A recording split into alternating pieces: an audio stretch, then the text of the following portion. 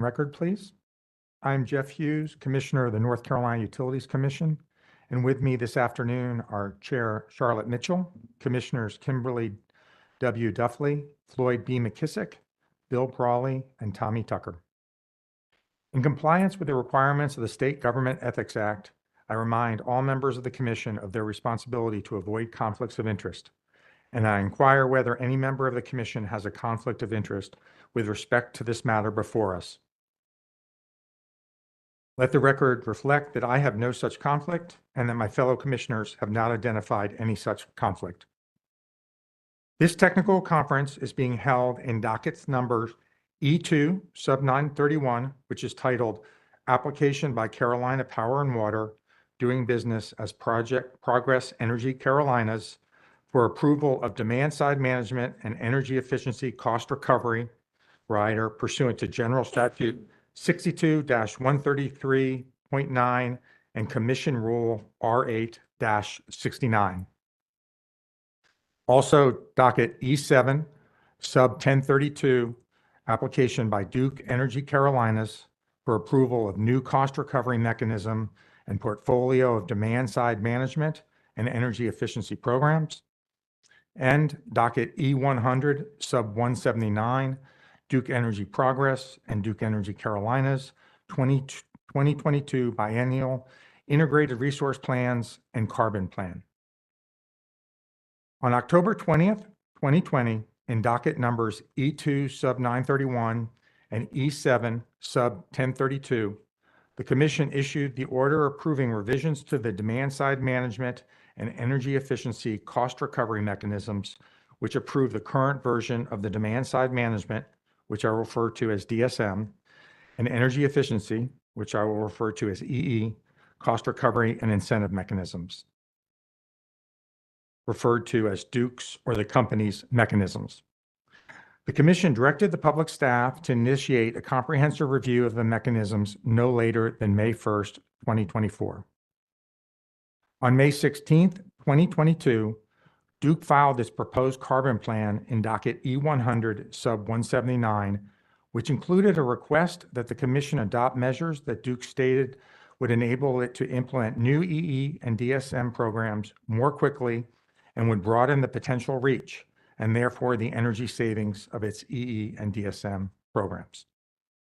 These proposed measures, which Duke called enablers, included the following: updating the inputs underlying the cost-benefit test in the company's mechanisms, using an as-found baseline for EE measures, broadening the definition of low-income customers, and developing guidelines for expedited regulatory approval of DSM EE programs. On December 30th, 2022, in dockets number E-100 sub 179, the Commission issued its order adopting the initial carbon plan and providing direction for future planning. The order stated that it was persuaded by the public staff that the enablers related to DSM EE mechanism should be discussed within the context of a full DSM EE mechanism review and directed Duke to initiate a review of Duke's DSM EE mechanisms within 120 days of the issuance of the order. On April 27th, 2023, Duke filed a letter initiating the Commission-directed review of the mechanisms.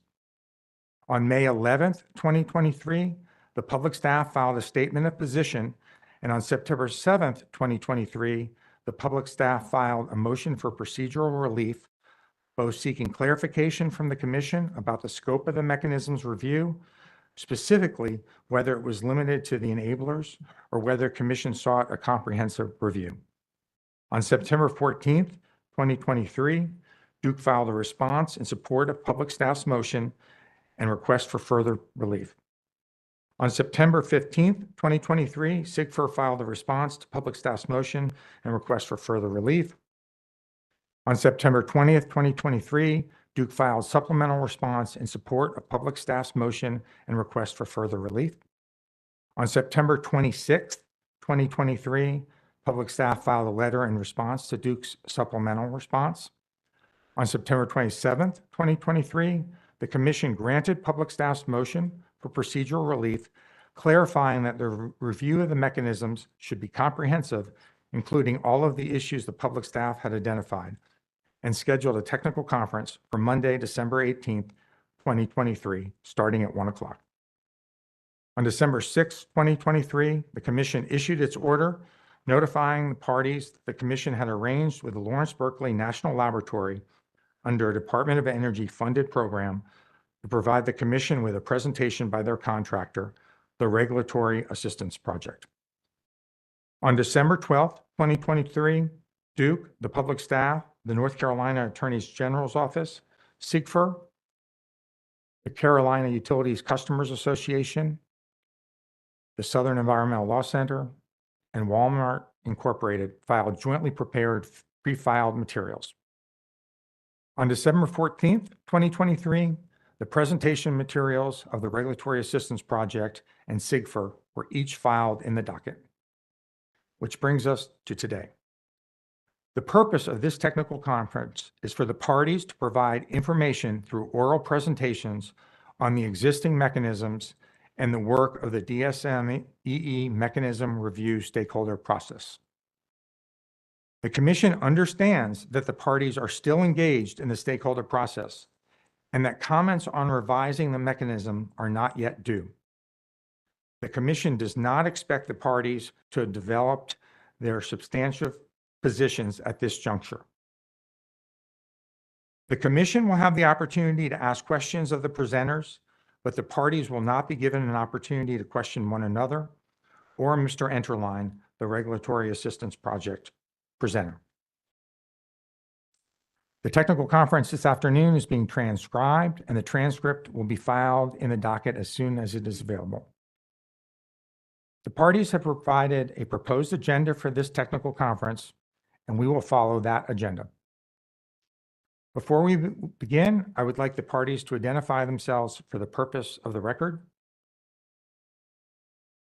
Good afternoon, Commissioners. Chair Mitchell, Presiding Commissioner Hughes, LaDawn Toon, Associate General Counsel, on behalf of Duke Energy Progress and Duke Energy Carolinas, each in LLC. Also appearing on behalf of the companies is my colleague, Kathleen Richard. Thank you. Thank you very much. Good afternoon, Ann Keyworth on behalf of the using and consuming public with the public staff. Good morning, Carrie Grunman with the law firm of Spillman, Thomas & Battle here today on behalf of Walmart, Inc.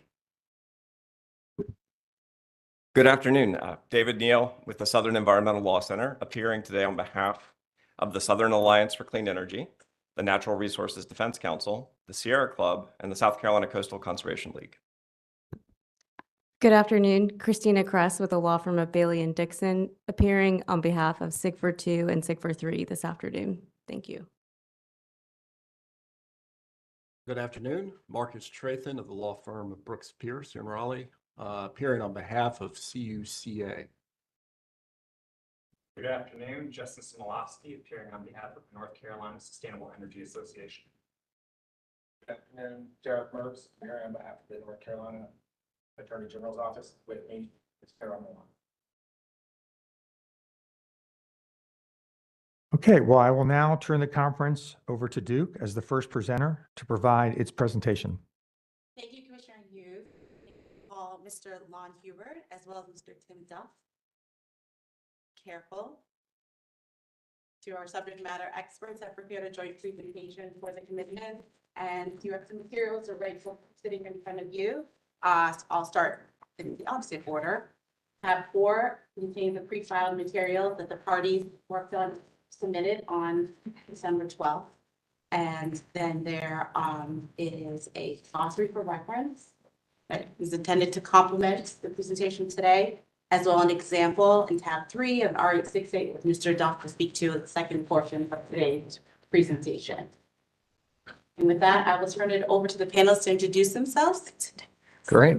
Lon Huber, Senior Vice President at Duke Energy. I'm tasked with creating compelling products and services for customers and designing them in a way that maximizes the benefits of the grid as well as the participating customer. And I'm Tim Duff. I'm the General Manager of Customer Solutions Regulatory Enablement. I've had the pleasure of working with EE and DSM for over the last decade here in the Carolinas and across Duke's other jurisdictions, and have been involved in numerous of these mechanism reviews. Mr. Duff and Mr. Huber, if you could just speak into the mic a little bit or bring it closer to you. Yeah. Just let me know. Candidates are available, Commissioner, to begin and answer any questions you all might have. Thank you. Great. Well, good afternoon, Presiding Commissioner, Chair Mitchell, and Commissioners. It's a pleasure to be here and kicking off this technical conference.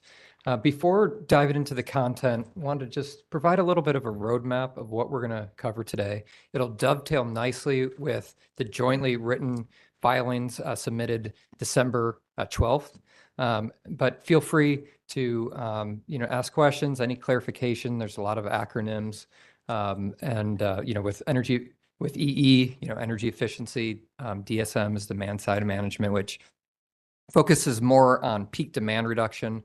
So compensating behaviors and devices that target the most stressful times of the grid. That's DSM. So feel free to jump in as we go through this.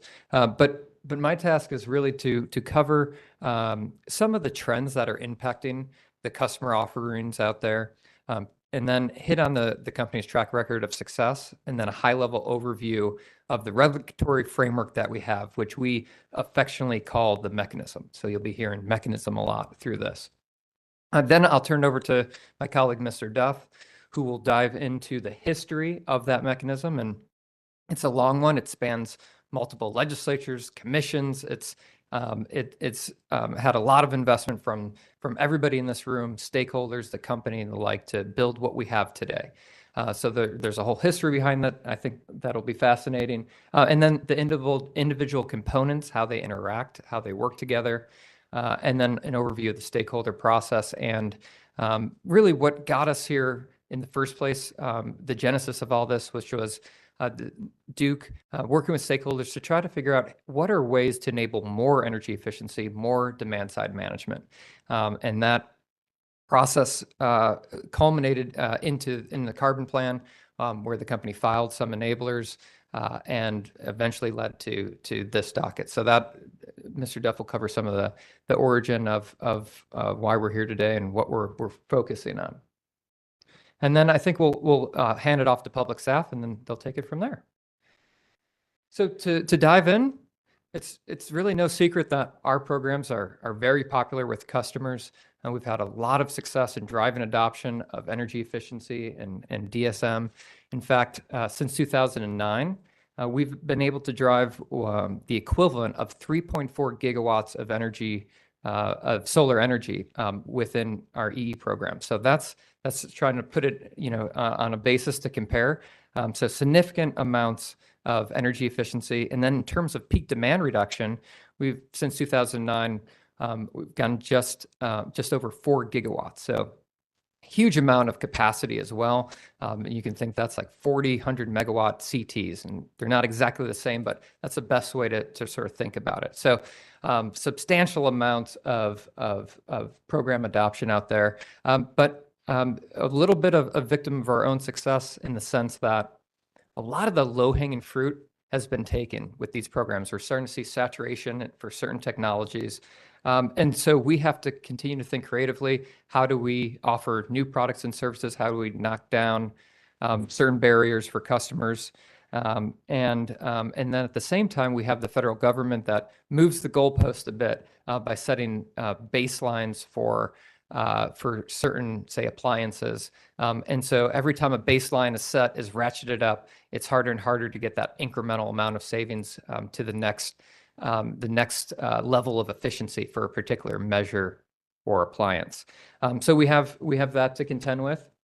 And then just general inflation as well. As we know, labor's gotten more expensive. It takes a lot of people to implement these things, install these measures. And then the hardware costs have also gone up.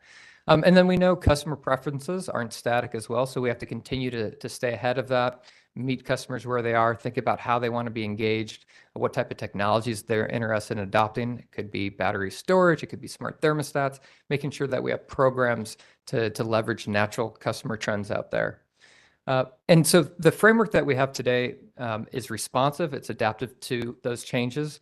The company has what it needs to attract talent, to think innovatively, to form partnerships, trade allies to accomplish these programs, and address those needs, and not just for the wealthiest households, but also for households that are struggling to make ends meet, to make sure that they can participate in these programs as well. And again, it's underpinned by this regulatory construct, again, that I think we should all be proud of, with the results and the structure of it. And it's enabled us to become a regional and industry leader. And so words are cheap. Let's see in the data to back that claim up. Here's some stats. Now, a lot of the energy saving stats, what you see here, these have been independently verified by experts that we hire. Also, public staff hires them to look into program measurement, evaluation, verification. And you can see we've had significant energy savings in the past 5 years, equates about 225,000 homes of energy. And they're incredibly cost-effective programs, yielding $2.8 billion in net present value of system benefits. And for every dollar invested, it returns to general customers $2.69. So very cost-effective. But does this make us a leader? Well, if you look at the chart on the left, this is comparing us to regional companies. And you can see there's a bottom line there. And that's the regional average. And you can see that we are far ahead of that. We're on the left. The Duke Energy companies, we're on the left. We do more than all the other utilities combined. So we're definitely a regional leader. But what about the United States? Well, the top line is the US average. And you can see we're still above that. But how much? And that's what we're going to get to next. It really exposes the weakness of this one statistic. So the chart on the left focuses on a percentage of savings compared to retail sales. Well, this inherently puts the Southeast at a disadvantage because the Southeast has more electric heat, has warmer summers, so more AC use, right? Compared to, say, New England states. They might have 600 kilowatt hours a month in usage. We have 1,200.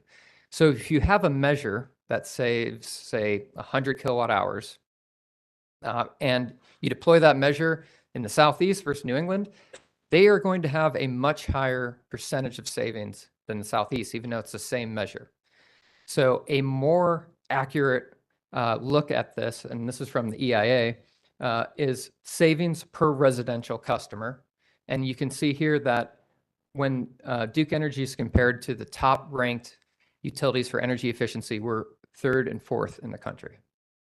Again, this is something to be really proud of. It took everybody to get there. All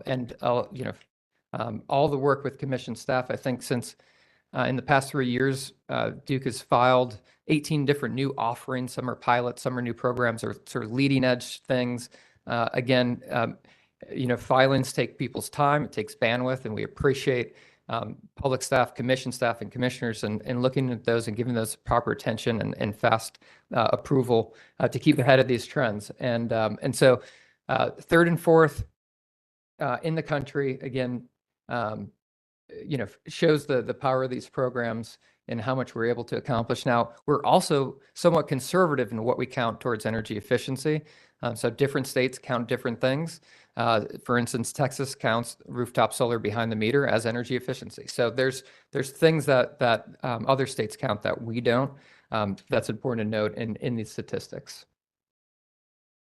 Okay, the stage is set. What makes it so successful? It's the regulatory framework. And there's 3 core pieces to the regulatory framework. Before I get into that, it's worth probably taking a step back and just thinking about the traditional utility business model and why you need these 3 core components.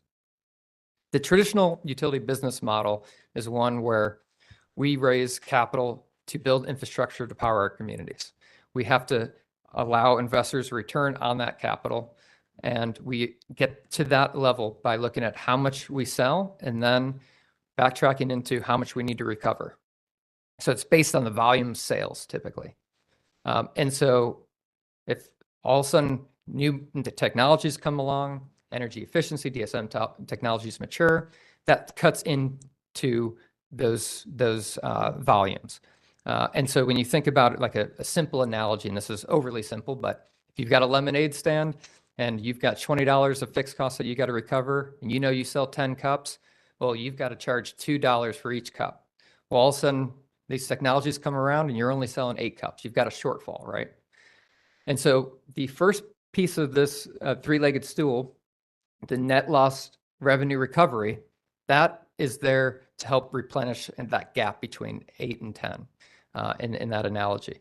But then there's other pieces, which is what about the growth rate? Growth is incredibly important to investors to attract low-cost capital to get that infrastructure. Well, these technologies reduce future growth prospects. So say you wanted to open a lemonade stand in the next neighborhood. Well, that wipes away that opportunity. And so the utility financial incentive is there to help lower that opportunity cost. And then finally, you have the program cost recovery. As you are funding programs and getting them implemented, you want to have speedy recovery to minimize lag in costs as well. So those are the three core legs to the stool, and we'll get into more details with Mr. Duff, and Mr. Duff will also again talk about how the focus is on how do we enable more, how do we build off of the success that we've had, and then how does this framework interact with new enablers. He'll touch on some of that. So without further ado, unless there's any questions, hand it over to you. Thank you. Good afternoon. It's excuse me. Can everyone hear me? Good afternoon. It's great to be here. I appreciate it, commissioners. I'm going to start off really kind of on building on the constructive regulatory mechanism that Mr. Huber just talked about, and really go into kind of what the purpose of the mechanism is. And I'm not making up this definition. This came out of a recent commission order in one of the Duke Energy Carolinas annual DSM rider filings. They laid out four components of the overall purpose. First, to allow the timely recovery of reasonable and prudent costs that the company incurs in the offering of EE and DSM programs. To establish certain requirements in addition to those that the commission's rule R868 spell out regarding approval, monitoring, and management of EEDSM programs. So how do the programs that are eligible for cost recovery, how do they get approved and managed and reported on? Establishing the terms and conditions of the net lost revenue recovery that Mr. Huber just discussed, as well as a financial incentive or portfolio performance incentive as it is currently defined in the company's mechanism. And then to provide an additional incentive to further encourage kilowatt hour kWh saving achievements. So those are kind of the four main purposes of the mechanism as laid out in that order. And so now I want to get into the history of the mechanism and how it has tried to fulfill those purposes. So if you look at energy efficiency and demand and DSM landscape in North Carolina, it really began in the 2008 timeframe with the passage of Senate Bill 3, which established the new Renewable Energy and Energy Efficiency Portfolio Standard, or REPS as it's often called. And it really required utilities to do a certain amount of renewable energy and energy efficiency, and really capped the amount of energy efficiency that could be done to cost effectively meet those REPS rules in 25% for, I believe, the first 8 years, and then it went up to 40% of that annual renewable energy and energy efficiency portfolio standard, but really laid out the legislative need for utility energy efficiency. The commission then took action in putting together its commission rules R868 and R869. This is kind of the enactment of those energy efficiency laws relating to program cost recovery, incentive, lost revenues, and other administrative functions associated with the programs. And then both Duke Energy Carolina and Progress, who were two separate companies at the time, took those rules and it worked with stakeholders, the public staff, and ultimately got commissional approval for EE DSM mechanisms to actually that actually contained the detailed process, procedures, and details of how each of those components of the rules would be instituted. Now, you're saying, well, in 2021, HB 951 was passed, which established a carbon plan, performance-based rates, and really the need for a clean energy transition in North Carolina. But while there are a number of components that would cause the need for energy efficiency, when you look at the language of HB 951, it is very clear that it says that existing law shall apply with respect to energy efficiency and demand side management. So what it was really doing is just guiding to say, use the existing guidance under SB 3 and the commission's rules to try and make sure that you're helping to facilitate the least cost clean energy transition that was envisioned in HB 951. So next, I want to kind of walk through a little bit of the history. As I said before, I have been working with the EE-DSM mechanisms since 2010. So right after the initial versions of each of the mechanisms were put forth, Duke Energy Carolinas had a 4-year pilot called Save-A-Watt that was very complex and I would say lacked transparency and clarity for stakeholders and parties and was very hard to implement. Duke Energy Progress, at the time, I believe it was Progress Energy Corp., had another mechanism that was approved in 2009 via settlement with stakeholders. And it was a little bit more similar to today's mechanism, but had a unique component to it in that it allowed for the amortization of costs and the utility incentive. Both of those mechanisms were working well, but as I said, they were kind of the initial forays. In 2013, when that 4-year Save-A-Watt pilot ended, the company moved to a more simple and easy to understand and more transparent mechanism that it got a lot of feedback from the public, staff, and stakeholders on that initial pilot and incorporated those. And it continued to feature net loss revenue recovery, but now featured a PPI, which was much more similar to what's in the mechanism today that was being discussed. In 2015, after Duke Energy and Progress Energy merged, there was an effort to kind of start aligning the Duke Energy Progress mechanism with the Duke Energy Carolinas mechanism. And so some changes were made to it in 2015. But then in 2017, another mechanism review occurred, and we really, for the first time, started to try and align the mechanisms much, much more.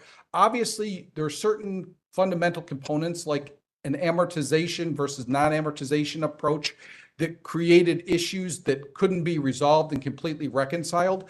But you started to see movement together in terms of the alignment of the incentive structures, featuring similar percentages of shared savings, and really trying to move things forward. And then in 2020, as mentioned earlier, the most recent review occurred, and it again tried to move those mechanisms closer together, considered things like looking at shorter amortization periods for DEP, and featured something that was kind of the one big change that was new to both was it changed the PPI percentage, but added something called the program return incentive, which was a really novel attempt and approval by the commission to appropriately incentivize the utilities to aggressively pursue those programs that were non-cost effective low-income customers. And so because the traditional incentive really was a penalty to offer non-cost effective energy efficiency structures, as I'll talk about a little bit in the future. So I guess just looking back at this long history, mechanism reviews are not something that are new. There's a long process that has existed in terms of working with stakeholders to have the mechanism kind of evolve and modernize as the market and the state has changed. But it's something that we've successfully worked with our stakeholders, the public staff, and the commission to have it evolve constructively as we move forward, which has led to this continued success that we've demonstrated to date. So now I want to get into the real details of what's in the mechanism, just to kind of let everyone know when we say the mechanism, what does this mean? I'm sure you all have copies of it. It's quite voluminous for both utilities. but there's really four main components to the mechanism. There's definitions, which define different terms and processes that are utilized throughout the mechanism. And this is really done to make sure that everybody's on the same page. There isn't a confusion about what does a net savings mean versus gross savings. And so it's technical in that they're terms that the stakeholders and subject matter experts know, but it ensures that and tries to eliminate potential disagreements about how the other components of the mechanism work. The second component is the program component. This really goes into those commission rules about the R868 and how the programs are administered, reviewed, evaluated, and measured, as well as even gets into things such as expedited approval for modifications that don't have significant changes associated with them. The third component is the financial component. This is the details of the cost recovery for Duke Energy Progress. It details amortization periods. Because both utilities operate across state boundaries, it deals with the cost allocation methodologies. And then it gets into the specifics around the net lost revenue recovery, the portfolio performance incentive, the program return incentive, the other incentive that I talked about earlier, and then financial reporting requirements that are needed to be around what's recovered through the DSM mechanism. And then there's a procedural section. And so the procedural section is really there to just kind of delineate things like how long the mechanism will be in place, when it will be reviewed again. So it was brought up that the mechanism was to be reviewed comprehensively in 2023. Originally, the mechanism had said that that was to occur at the end of 2024. The mechanism is usually kept in place for a 4-year period so that there's some certainty and ability to actually have it work before you're making changes to see if the modifications have had the intended effect. And then finally, the mechanism spells out that it's a non-precedential mechanism. So now I really want to talk about the program section of the mechanism. The program of the section of the mechanism is one that's really well depicted by the circle you see here, because it's very much a circular process and a do loop, if you will, associated with feedback and implementation. So if you start with stakeholder feedback, as you probably know, we have a very robust EE and DSM stakeholder collaborative meeting that meets every other month. That's actually defined in the mechanism, but that stakeholder group, we oftentimes will get input as well as sharing program performance. But in that input, we'll take it and utilize it with some of our internal program management and experts to design and potentially propose modifications to existing programs. Once we have those and they've kind of been modeled and created, we will then share those with stakeholders again through the collaborative, and then they're filed for approval with the commission. If the commission approves the very robust and detailed exhibits that are included in a program application, the company will then implement the program. Once it's implemented, again, there's ongoing performance tracking and reporting with the collaborative. But once we have enough participation to do statistically significant measurement, the independent third-party evaluation, measurement, and verification, or EM&V, is done to really find out what the program is saving, what it's achieving, and then those feedback are again shared with the collaborative, filed in the annual EEDSM riders, and used to improve programs based off of how we've seen the programs actually work. So really a real constructive, transparent, and stakeholder-based process that has a lot of visibility both for external stakeholders as well as the commission. One of the things that we talked about earlier was the R868. It's the commission rules that really govern what has to be included in the filing. It's very, very long and detailed, and the company's filings for approval include all of the necessary information in a template. In addition to kind of this information, if you will look at tab 3 in the binder that was provided, you will see a very comprehensive template of information that is included with every single program filing. This template has been utilized for numerous years. It includes a 1-year look and up to 5 years of incremental and cumulative views of the program energy savings, the costs associated with the program, the estimated energy and capacity savings, and very importantly, the cost effectiveness of the programs.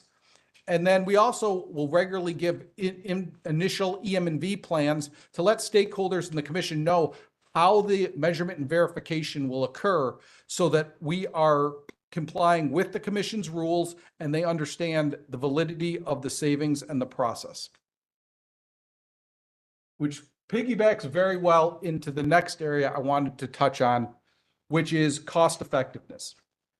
Cost effectiveness is probably a term that's used more with EE and DSM than any other term, because what it does is it is the measure of the benefits that a program generates versus the cost to administer it. It's usually reported in a ratio where the benefits are on top and the costs are on bottom. So you want that ratio to be a positive score above 1. There are 4 primary tests that are reported on in all of those templates that you'll see. And these are industry accepted tests that give different perspectives on the benefits and costs that are being incurred by the utility, by the participant, and by the utility system in general. These tests, while all giving important insights into the different perspectives of the tests, ultimately in the mechanism are governed by the utility cost test. The reason the utility cost test is used is because it looks at it most consistently with a traditional utility investment. It's comparing the system benefits from avoided energy, capacity, and transmission and distribution costs with the benefits of the program. So really you're saying, what is this energy efficiency and demand side management's benefit compared to the cost to do it? So in general, if it has a utility cost test score of say a 2.0, that would mean that the benefits across energy, capacity, and T&D are double the benefit or the cost for the utility to administer the program. It's important to point out that not only is this used to determine the screen or the approval of the program as being cost effective or not, but it also aligns with the calculation of the company's portfolio performance incentive, meaning that the incentive is tied to cost effectively offering energy efficiency. Just want to hit on one thing that's really important to emphasize that you see in the blue blocks on this slide. One of the big enablers that was discussed, in fact, the primary enabler that was discussed in the CPIRP was the need to update the system benefits. And that's because the benefits that were in a clean energy transition world are no longer consistent with what we had historically looked at in the company's position. And it had talked about that with stakeholders. And so it wanted to update these benefits and the inputs to calculating these benefits so that it could facilitate more cost-effective energy efficiency.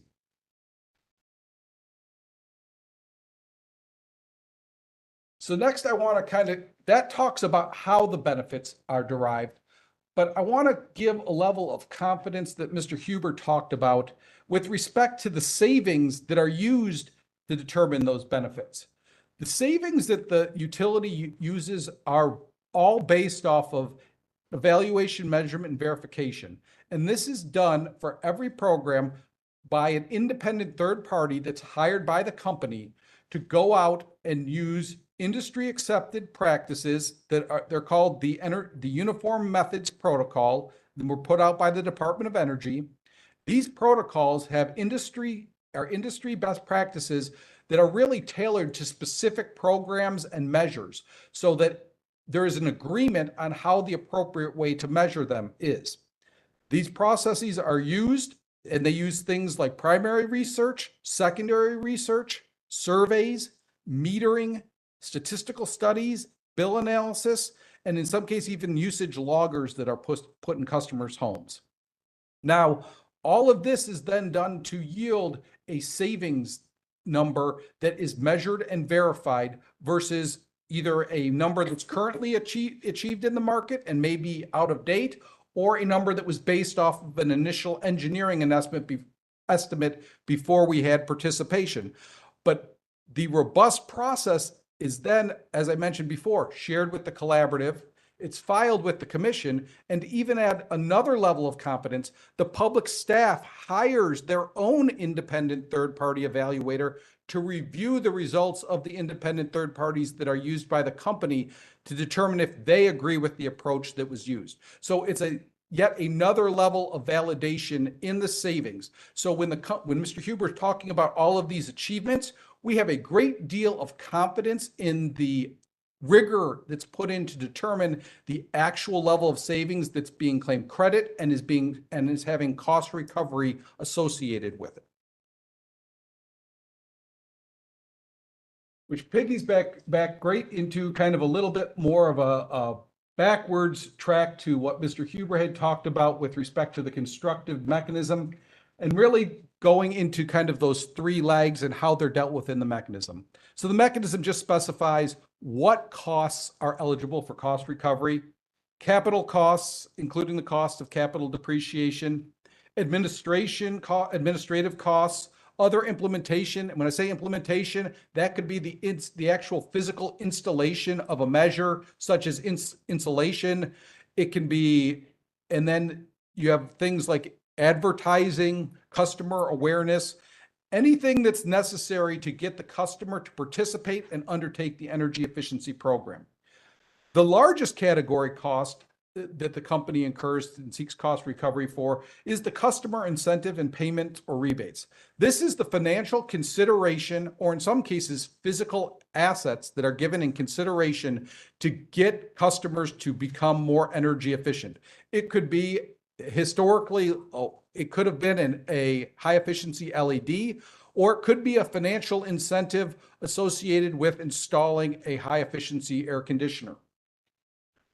We also get recovery of the EM&V costs, and we net any federal grants or other outside funding that would reduce the cost of administering the programs so that customers don't have to pay for those costs.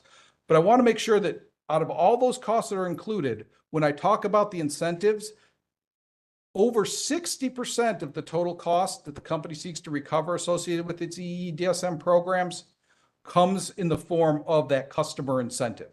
So these dollars are really going to our customers, which we're really proud about because that's what empowers them to become more efficient. Net lost revenues. As Mr. Huber talked about, the reason the company requests approve and has been fortunate to have the recovery of net lost revenues in its EEDSM cost recovery mechanism is because of the under recovery of fixed cost that comes with volumetric rates. When an efficiency measure is installed, a customer will use less.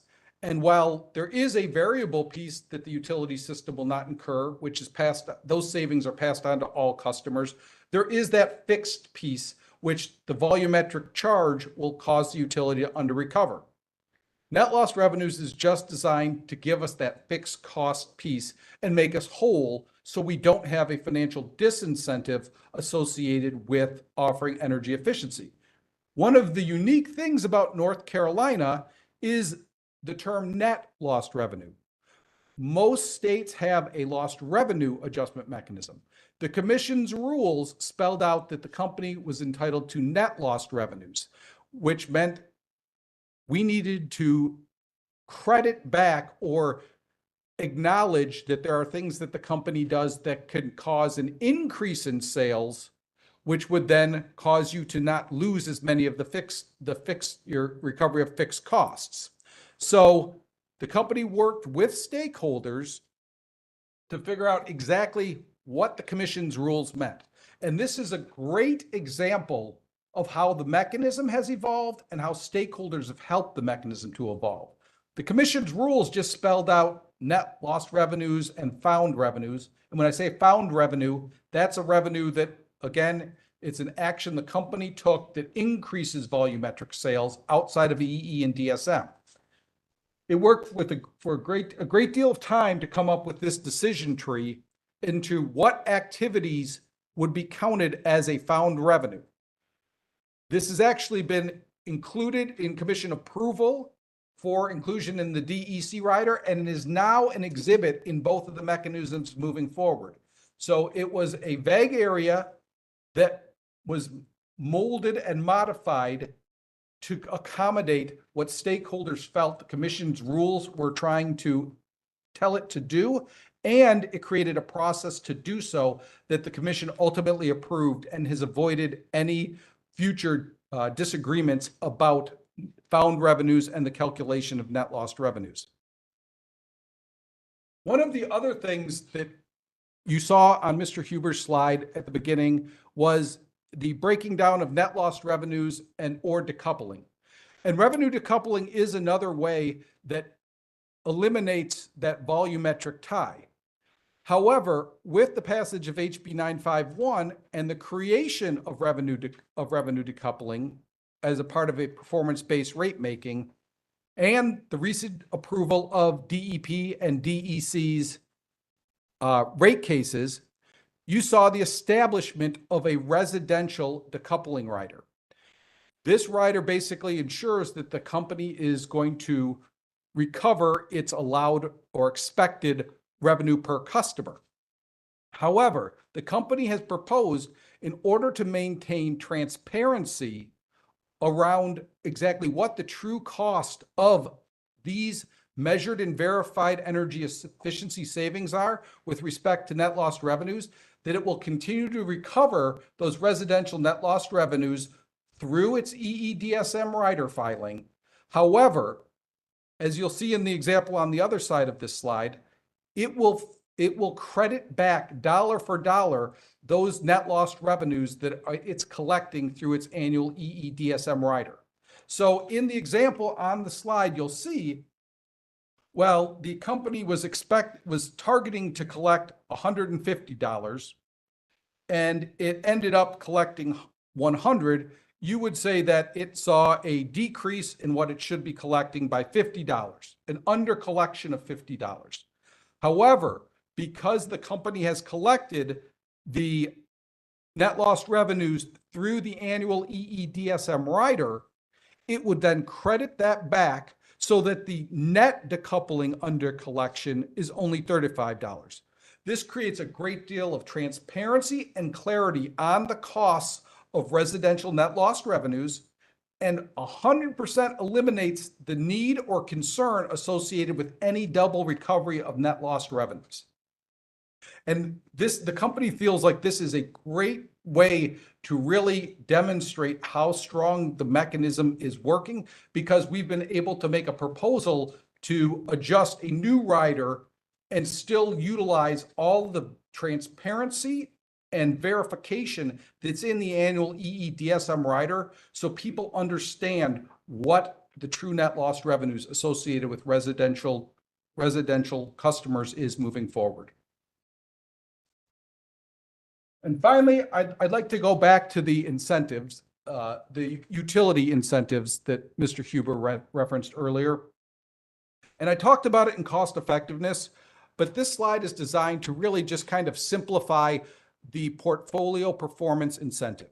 And I think it's really important that you look at the name of that, because it is a performance incentive. The performance incentive is designed to motivate one thing, which is to get as much net benefit for the utility system through EE and DSM programs as you possibly can. Now, there's two levers to get there.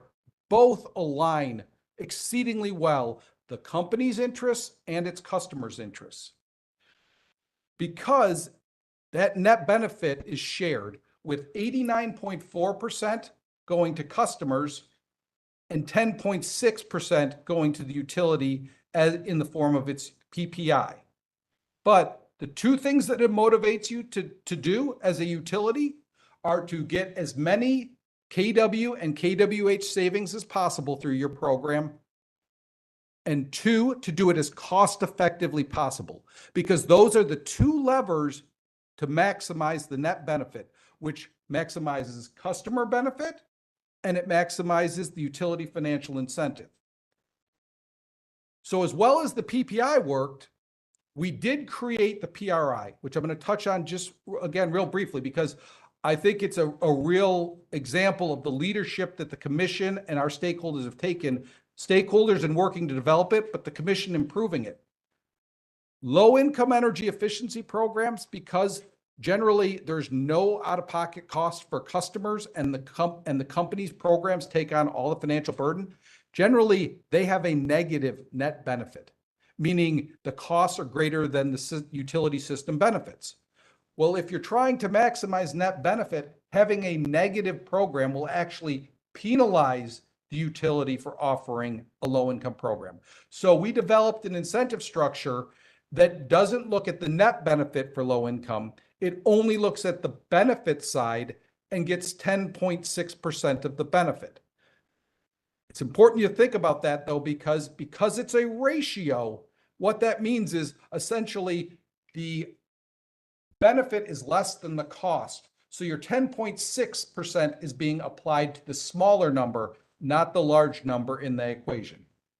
Finally, the last piece of incentive was something that was added in that first in that 2017 update to the mechanism, which is an other incentive. This other incentive was worked on with stakeholders around an aspirational target to hit 1% of total retail sales as a saving. If the company hits that annual savings number in any year, it would be entitled to an additional $500,000 incentive. So this additional incentive was really put there because our stakeholders wanted to tie to that total retail sales number, and the company worked with other stakeholders and got commission approval to create that incentive structure as an additional incentive tied to a specific performance level. But that's on top of the PPI, which has always motivated the utility to get as much efficiency and do it as cost effectively as possible. Finally, I just want to leave you with some quick takeaways on the mechanism. I think looking at the numbers that Mr. Huber talked about earlier, it would be hard to argue that basically the last decade of operating under some level of this cost recovery mechanism that we're currently operating under hasn't been exceedingly successful. If you look at other utilities in our jurisdiction and across the nation, we'll stack our results and our innovative programs and the benefits customers have received up against anyone. Secondly, while HB 951 is a new piece of law, it preserves SB 3's statutory authority regarding EEDSM that was initially established by the General Assembly and the Commission wrote its rules on, and that originally established the cost recovery mechanisms. A constructive cost recovery framework is really critical. As somebody who has operated in all of Duke's jurisdictions, it is the number one determinant of whether or not you see effective, both from a energy savings as well as from a low cost and cost effective portfolio standpoint. It is the number one driver. We have operated in states that have mandated numbers, and we've seen those states have to eliminate those mandates and do all sorts of crazy legislative things to try and hit mandated numbers. A utility framework that aligns customer interests with company interests is the best way to motivate and get high levels of customer efficiency savings, which lead to those utility system benefits. And then last but not least, I just wanted to talk really quickly about the formal stakeholder process that we've been going through. So it is true the company initiated the review of the mechanism originally at the end of April, and we have been working to reach out to stakeholders and have had a number of meetings, but really it ramped up kind of after we got through the rate cases, to be honest, this fall.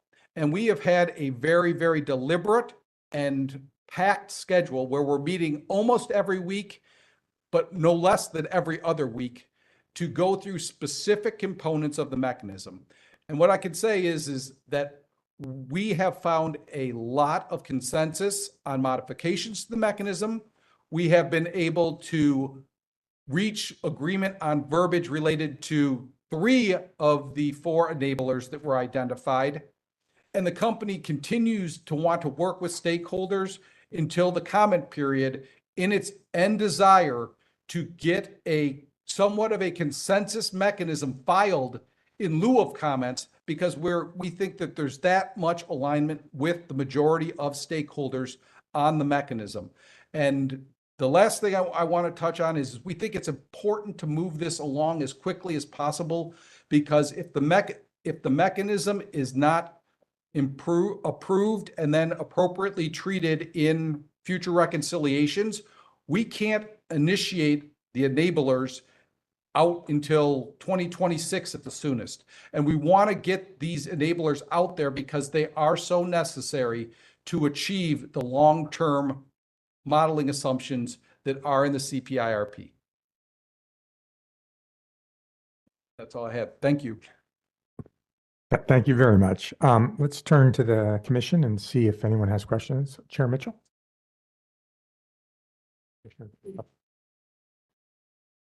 Just one question on that last point. You said the commission needs to get an order out so that you can implement the enablers. What is that date?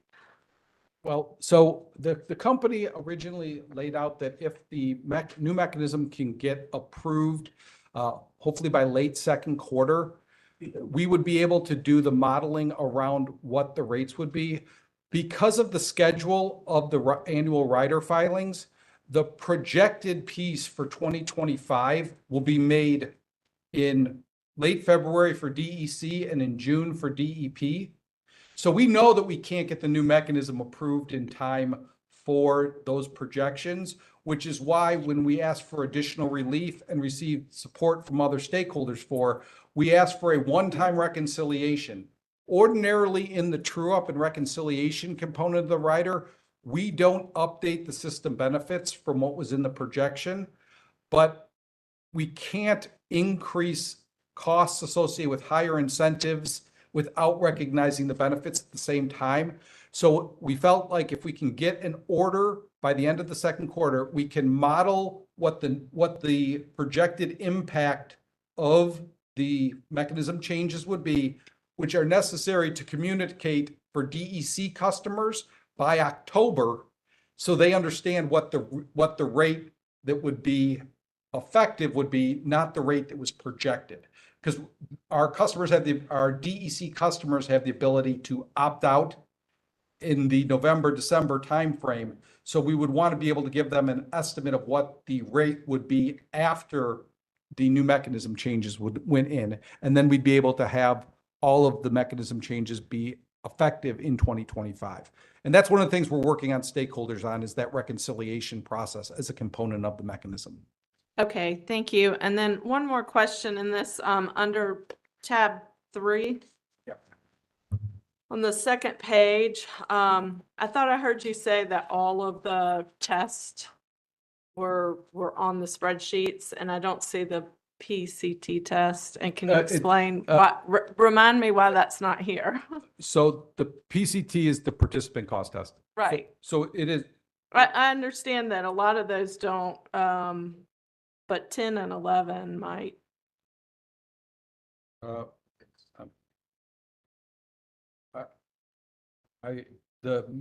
it's the participant cost test, right? Right. So the cost benefits for participants, and I understand that obviously avoided T&D is not going to work for them, but then 10 and 11 talk about the participant cost. So that's just the participant cost for the utility.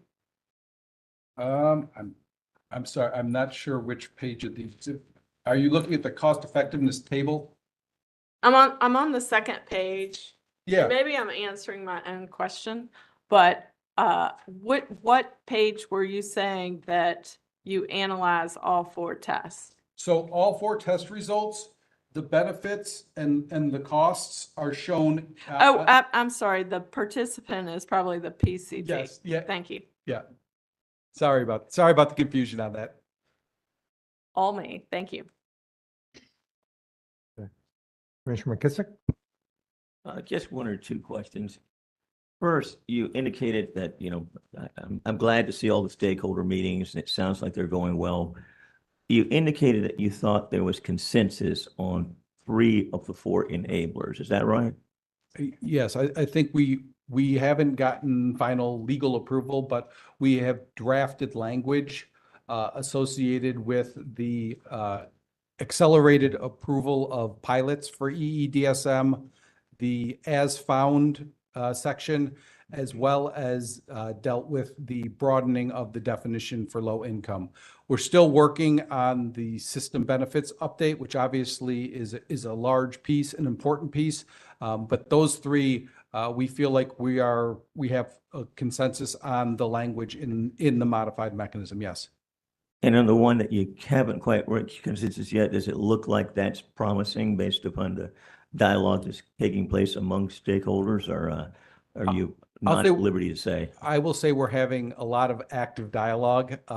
There's definitely a lot of, it's by far the more technical and detailed section than the other sections. And we have had a lot of robust discussion on it. I think we're starting to make some improvements in terms of understanding and some progress in terms of potential modifications to the company's proposal. But I can't say we'll be there by January with all parties. I think some parties we may be able to get there, but I do think we're starting to make significant progress. That sounds very encouraging. Is there anything we could do to implement the enablers sooner than the projected timeline you put out there? I'd love to come up with something, but I think one of the things that's a real challenge is we've even been trying to be responsive to some discovery requests about sections of the mechanism and things like amortization shortening. And we've had to say, without understanding how the overall mechanism is changing, it's really hard to project what a change to amortization will mean from a rate standpoint, because the mechanism changes could drive different costs and incentives for customers, which is a big driver of the amortization. I understand. And with the performance incentives, does it roughly equate to the returns you'd receive on a centralized generation investment? I could probably take that one. So there's, excuse me, there's still opportunity costs, Commissioner McKissick. I think if you try to put on a level playing field, our average lifespan, say, is 12 years for these types of resources. So you compare that to a traditional rate-based investment, we would earn about double on a traditional asset versus these performance incentives. So there's still a significant opportunity cost there, and that's why you see other states innovating in this regard. Kansas has a higher, they have 15%. Some states go up to 30% for certain activities or for certain incremental targets. So yeah, there's still a gap there. Well, I am encouraged by your presentation and remarks today, and I just hope we can move this thing along expeditiously for the reasons you've articulated. Thank you. Thank you. Commissioner Thank you, Commissioner Hughes. Just one question for Mr. Huber. On page number 4, you highlighted customer safety. What relationship is $2.8 billion in system benefits and savings of $2.69 in savings for every dollar? What does that equate to, and how are those dollars used? Are they reallocated in fixed cost, or how will the consumer getting customer savings, how will the consumer realize it? See this. Yeah, great question. And Mr. Duff, feel free to reinforce this. So savings are, they're multifaceted. Some are realized right away, and you can see reductions in purchase fuel right away, very, very close to the time that the savings hit. Other savings are more or longer term because they're related to infrastructure. And so you're pushing out or eliminating the need for certain infrastructure items, whether that could be within the distribution system or it could be a generation asset. So those savings are realized just in lower overall rates over certain time horizons. And so that's how those get realized to all customers. So there's some timing gaps, and then there's different categories like fuel that just right away you can realize. If anything to add. Yeah, I would add, Lon made a great point on that. It's the net present value, because we look at it kind of in the year it was installed. So if something's going to deliver savings over 10 years, we discount those savings back. But it is looking at what the system, what investments aren't having to be made over time. And so you're seeing a little bit of a blend of kind of more variable costs on the energy side, and then more physical capital investment on the capacity and T&D side. Okay. Well, either one of you gentlemen can answer this. So between the years 2017 and 22, which are in this slide, was there a rate reduction to the consumer because of these savings? So I won't say there was necessarily a rate reduction. The answer is no. Well, there was no rate reduction in terms of a base rate reduction. However, things like fuel riders, those were lower because of efficiency. So the answer is no. Maybe I can rephrase it as if we were starting out at 10 cents a kilowatt hour, costs could have been, say, 10.4, but because of these programs, they're 10.3. And so technically it wasn't a decrease from the baseline of 10 cents at your starting year, just because generally things are going up, right? But it has put that downward pressure on rates. Okay, so the answer is still no.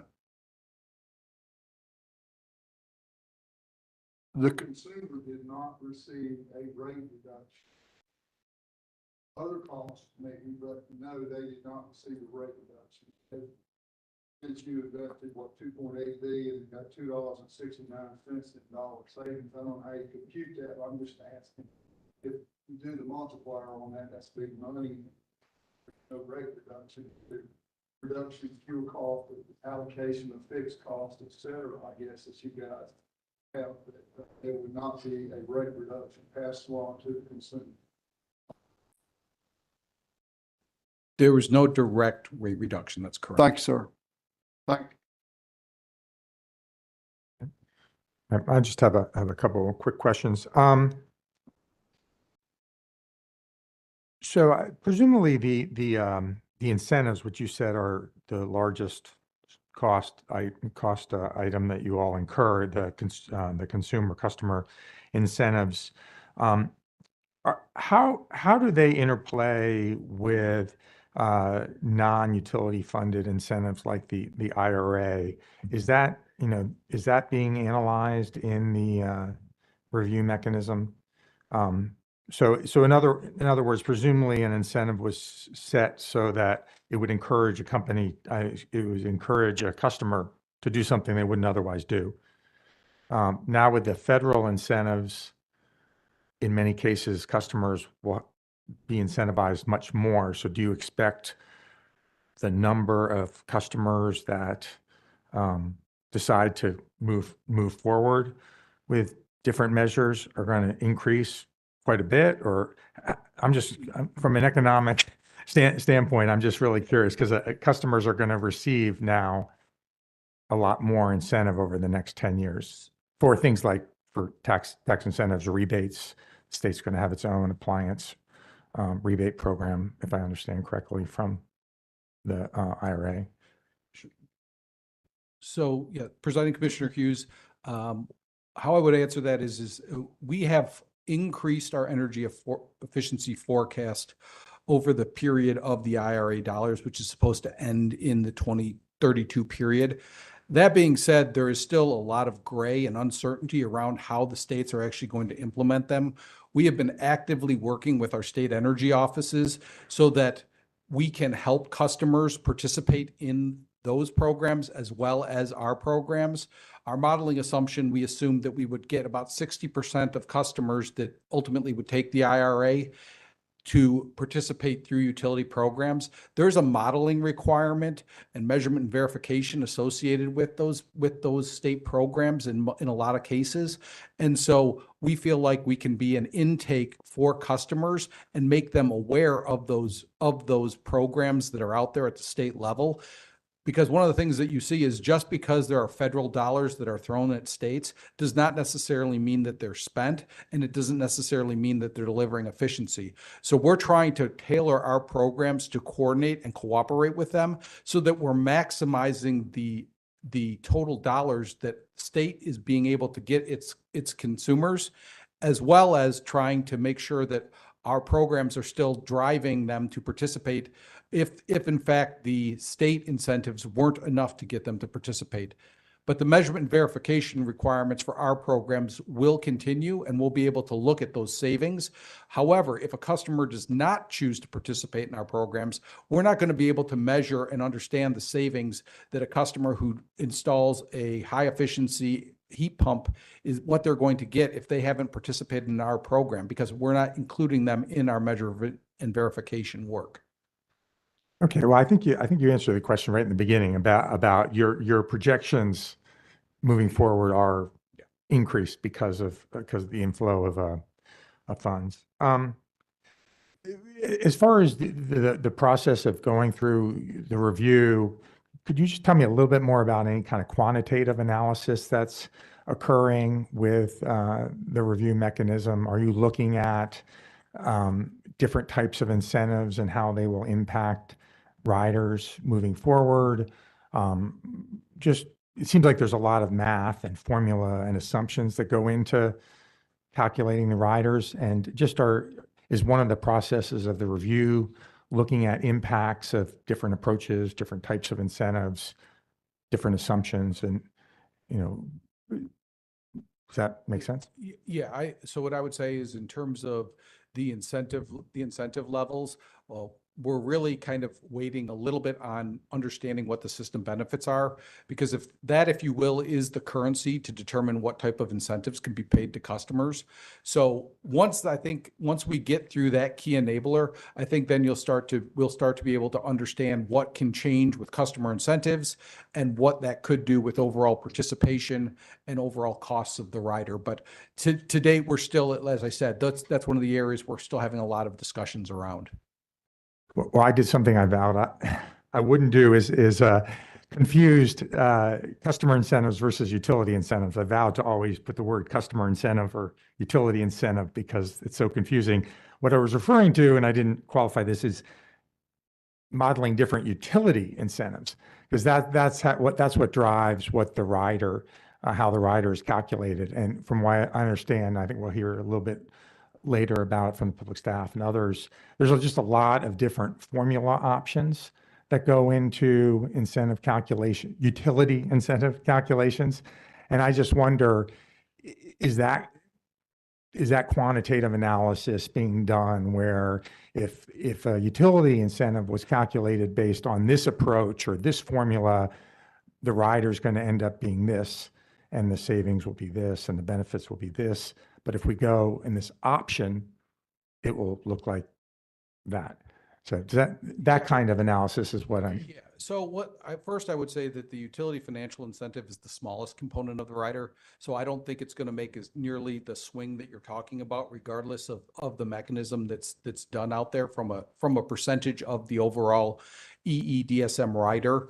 But again, I'm going to caveat the fact that we still need to do the analysis of the system benefits to start understanding how it could swing things, because you need to understand the participation, the costs, and the benefits in order to then model what different incentive structures could look like. So I think it would be a little bit premature right now to do so. I think that work will definitely get done, but we need to understand, as I said before, The beauty of the current construct is that it motivates you to get as much KWH and KW as cost effectively as possible, which means you have to know the system benefits to understand what you can do to your program cost, the customer incentives, and what kind of participation you will have, which are ultimately the variables that will lead to the amount of the financial incentive. Not to copy Commissioner Tucker, but the answer is no, or yes, that kind of analysis where, if it goes, from what I understand, there's incentives that are based on net loss revenue. There are incentives based on percentage of cost. There are incentives based on capitalization. Those different options will not be studied as part of the review, or will they be? No, I didn't say that. What I said was, we haven't gotten to the point where we can model what those would look like under the new mechanism framework. Otherwise, you'd be taking old existing mechanism results and trying to apply it to different constructs. And we have not done that yet. I don't know if any of the other parties have done that. We have just recently started really digging into the utility incentive component, but I would assume that those analyses will be done as we get further down the path. Okay. I think that's all. I know we're running late. That's all for now, but thank you very much for coming. Any last questions? All right. Well, thanks again.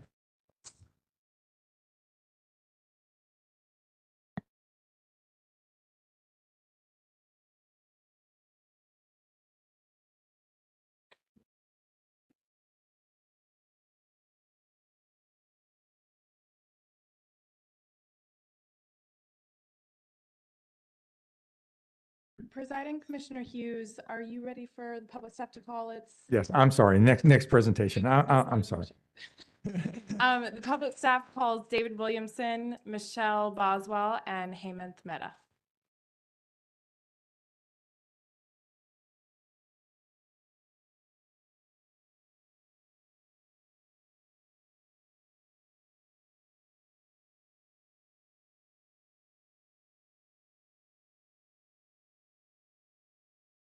And before they get started, just to be clear, we indicated in our pre-filing letter that should the commission have questions on certain discrete topics, we also have James McLawhorn and Jeffrey Thomas, who are sitting in the audience today, and they can answer questions on, to the extent the commission has any, on system benefits and save watt times.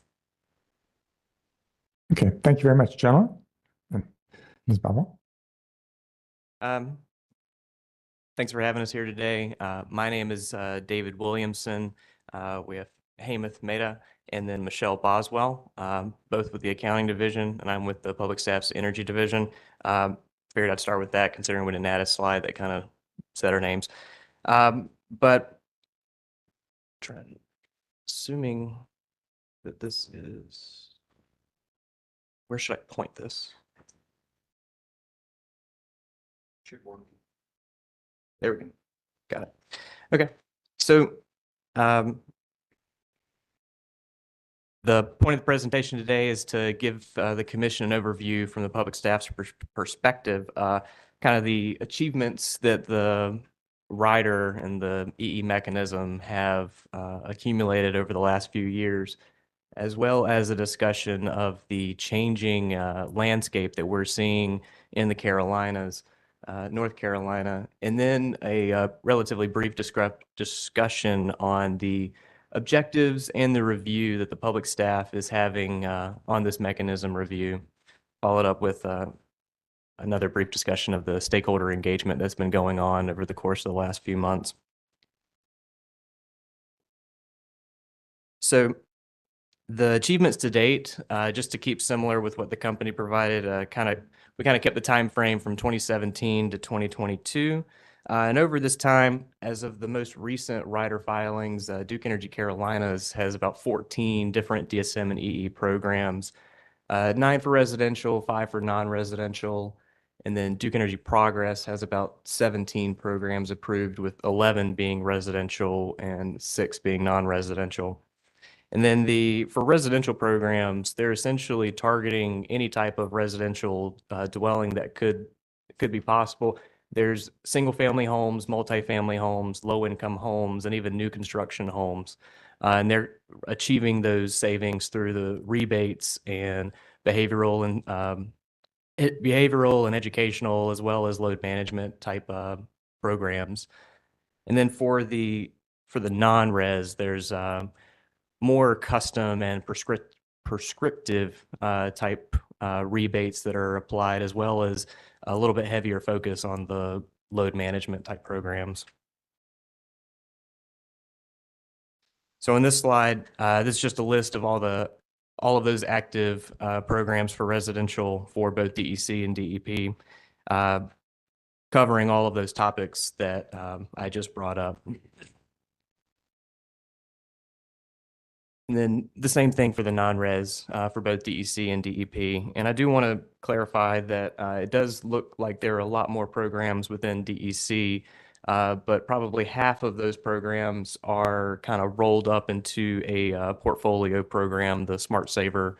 I think it's the assessments and products program. So there's about 5 or 6 of those little sub-bullets that fall within that.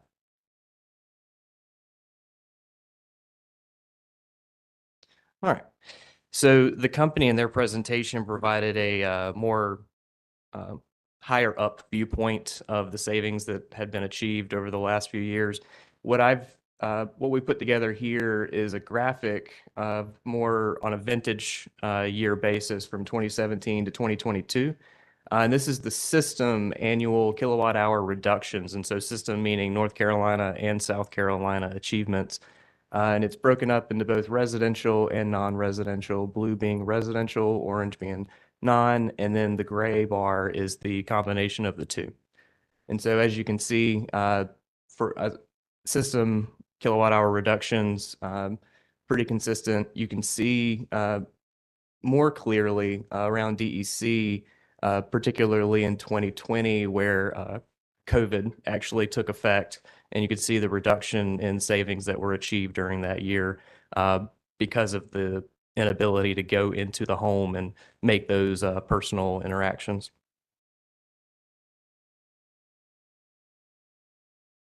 And so this slide here and the next slide, so this one's titled the System Summer KW Reductions, and on the following slide, it's the System Winter KW Reductions. And similarly to the previous slide, it's a presentation of the amount of KW capability for each year for both residential and non-residential, as well as the combined. So I guess for specifically talking about DEP here for a second, that is the total capability for non-res customer DSM, and it looks a little weird, I have to admit, but it's the DEC DEP is the disconnect with how the rider is actually represented, where the rider is more incremental for DEP, and then in this instance, this is just looking at the total capability for that year. And then again for the winter aspects, and there was a little bit more of a focus on winter programs as of a couple of years ago, because that's where you start to see the jump for some of the utilities in 2021. And then this chart, it's moving away from system and more towards North Carolina, because this is based off the North Carolina net loss revenues, which is a function of the North Carolina rates that are in effect. And so this is just a graphic of on a vintage year, so 2017 through 2022 vintage years, the amount of net loss revenue contributions that were accumulated during those years. And then similarly for the PPI and PRI for 2017 to 2022, I will say that the PRI, the low income incentive, it didn't really take effect until 2022. So the majority of the graph is the PPI contributions. All right. We had a question in the previous panel about the rates that were going into effect. This slide and the next slide is actually a history of the actual rates that customers were charged from the beginning.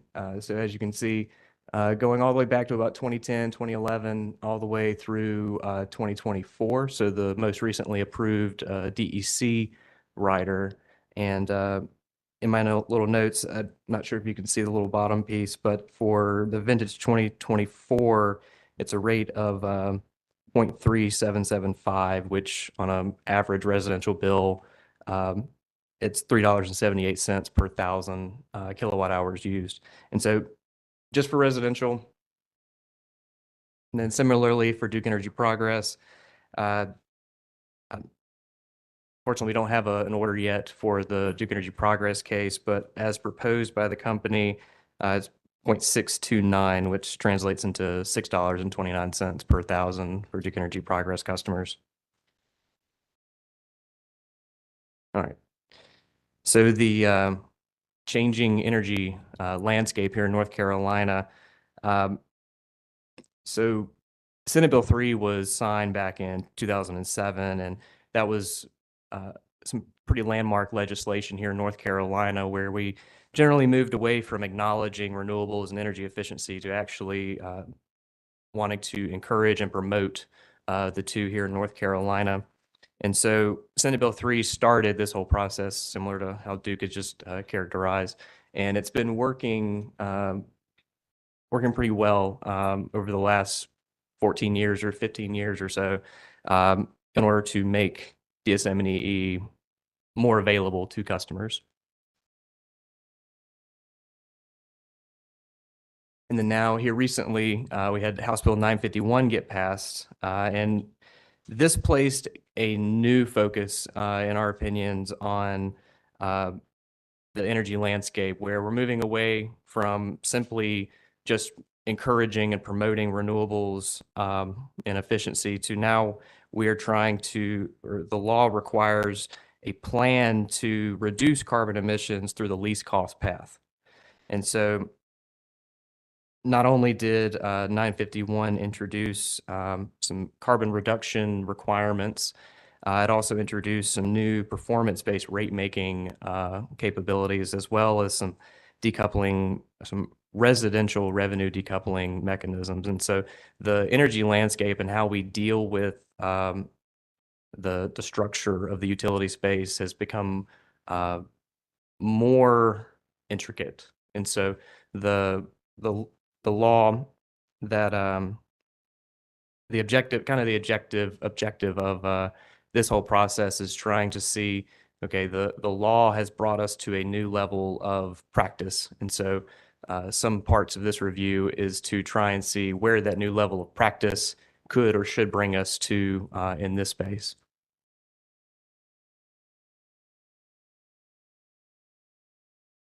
So May of 2022, Duke Energy Carolinas and Duke Energy Progress both filed their carbon plan as a result of 951. And within that, the grid edge panel, which encapsulates more than just DSM and EE, it's rates and electric vehicles and renewables. But within the grid edge panel, they actually placed they made several statements on how efficiency is the first pillar in achieving the energy transition with 951. And so there was a new emphasis being placed on efficiency in order to achieve those targets. And then also in their testimony, there was a self-imposed 1% eligible retail sales. And I know that's a mouthful, but it's prior year eligible retail sales, and eligible sales are just total sales, removing the opt-out customers that are allowed to opt out from law.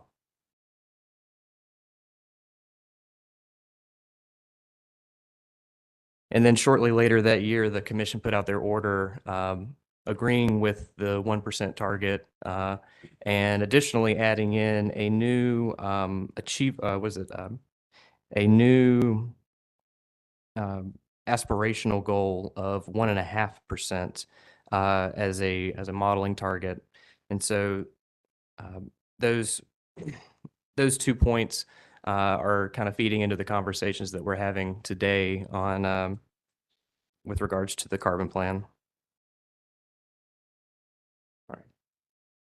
So the public staff's objectives for this review, now that we're kind of caught up on what's brought us to this point, is that we're trying to figure out, how do we provide better alignment with the EE rider and the new aspects and functionalities of 951, the new carbon plan targets, or requirements, the new performance-based rate-making structures that are in North Carolina.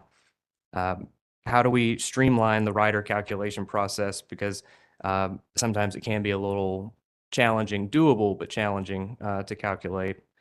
We're also trying to clarify some terminology, and then similarly to what was said in the Duke presentation, trying to find some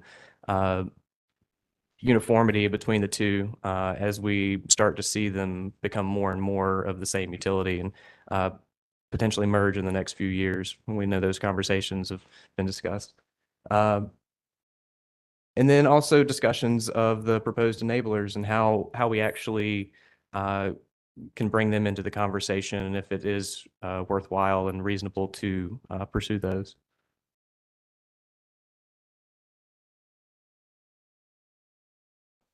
So in the last mechanism review in 2020, there were several directives that the commission added to its order asking parties to review, and several of those are still in the process of being reviewed, but we should be able to, by the January filing date, provide a good update for the commission on those matters.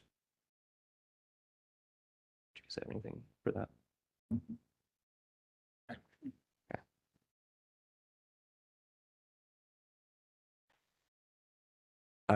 Kind of in agreement with Duke, one of the primary objectives for this case, for this review, is the determination of avoided costs and kind of how we end up evaluating the benefits that are going to be applied to these DSM and EE measures.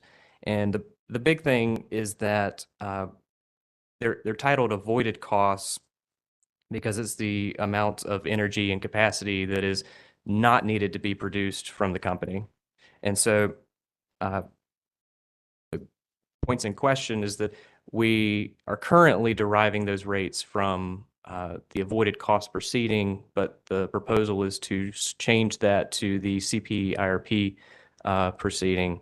And so the avoided costs are, they're not explicitly determined in either one of those proceedings.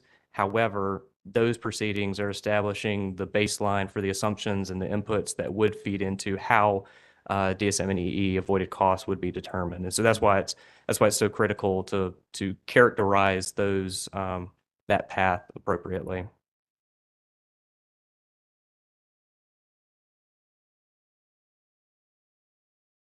And then for the PPI structure, I had mentioned it earlier.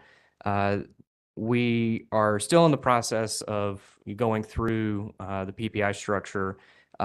Currently, it's just the net present value of the avoided costs minus the total costs of the program, and then that's multiplied by a fixed percentage, which is highlighted in the mechanism. And for both utilities right now, it's 10.6%.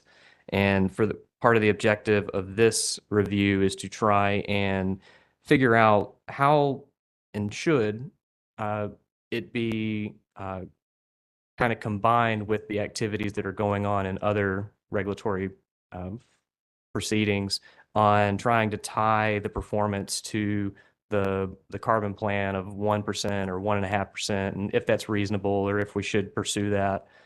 So those are the types of structural reviews that the public staff and other interveners are kind of looking through and evaluating.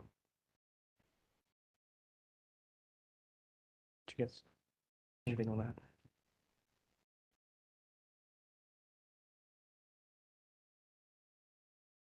Nope.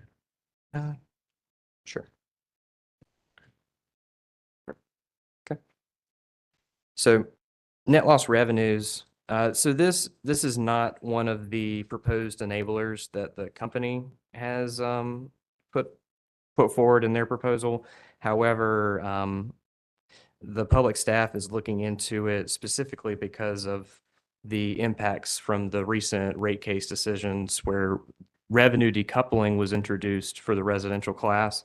And so similar to the example that I think Mr. Duff was going through, it's just trying to make sure that net loss revenues, how they're characterized in the rider, are translating over to the revenue decoupling mechanism appropriately, and that there's not a disconnect in the timelines because currently the revenue decoupling mechanism will have a very fixed time period where it's trued up, whereas net loss revenues has the potential to be trued up after EM&V and customer counts are updated. And so that net loss revenues number may change, and it might not be in alignment with when the decoupling mechanism is actually being decided on. So those are the types of things for net loss revenues that are being applied. And it's just trying to figure out, is the current process still appropriate, and does anything potentially need to change within that?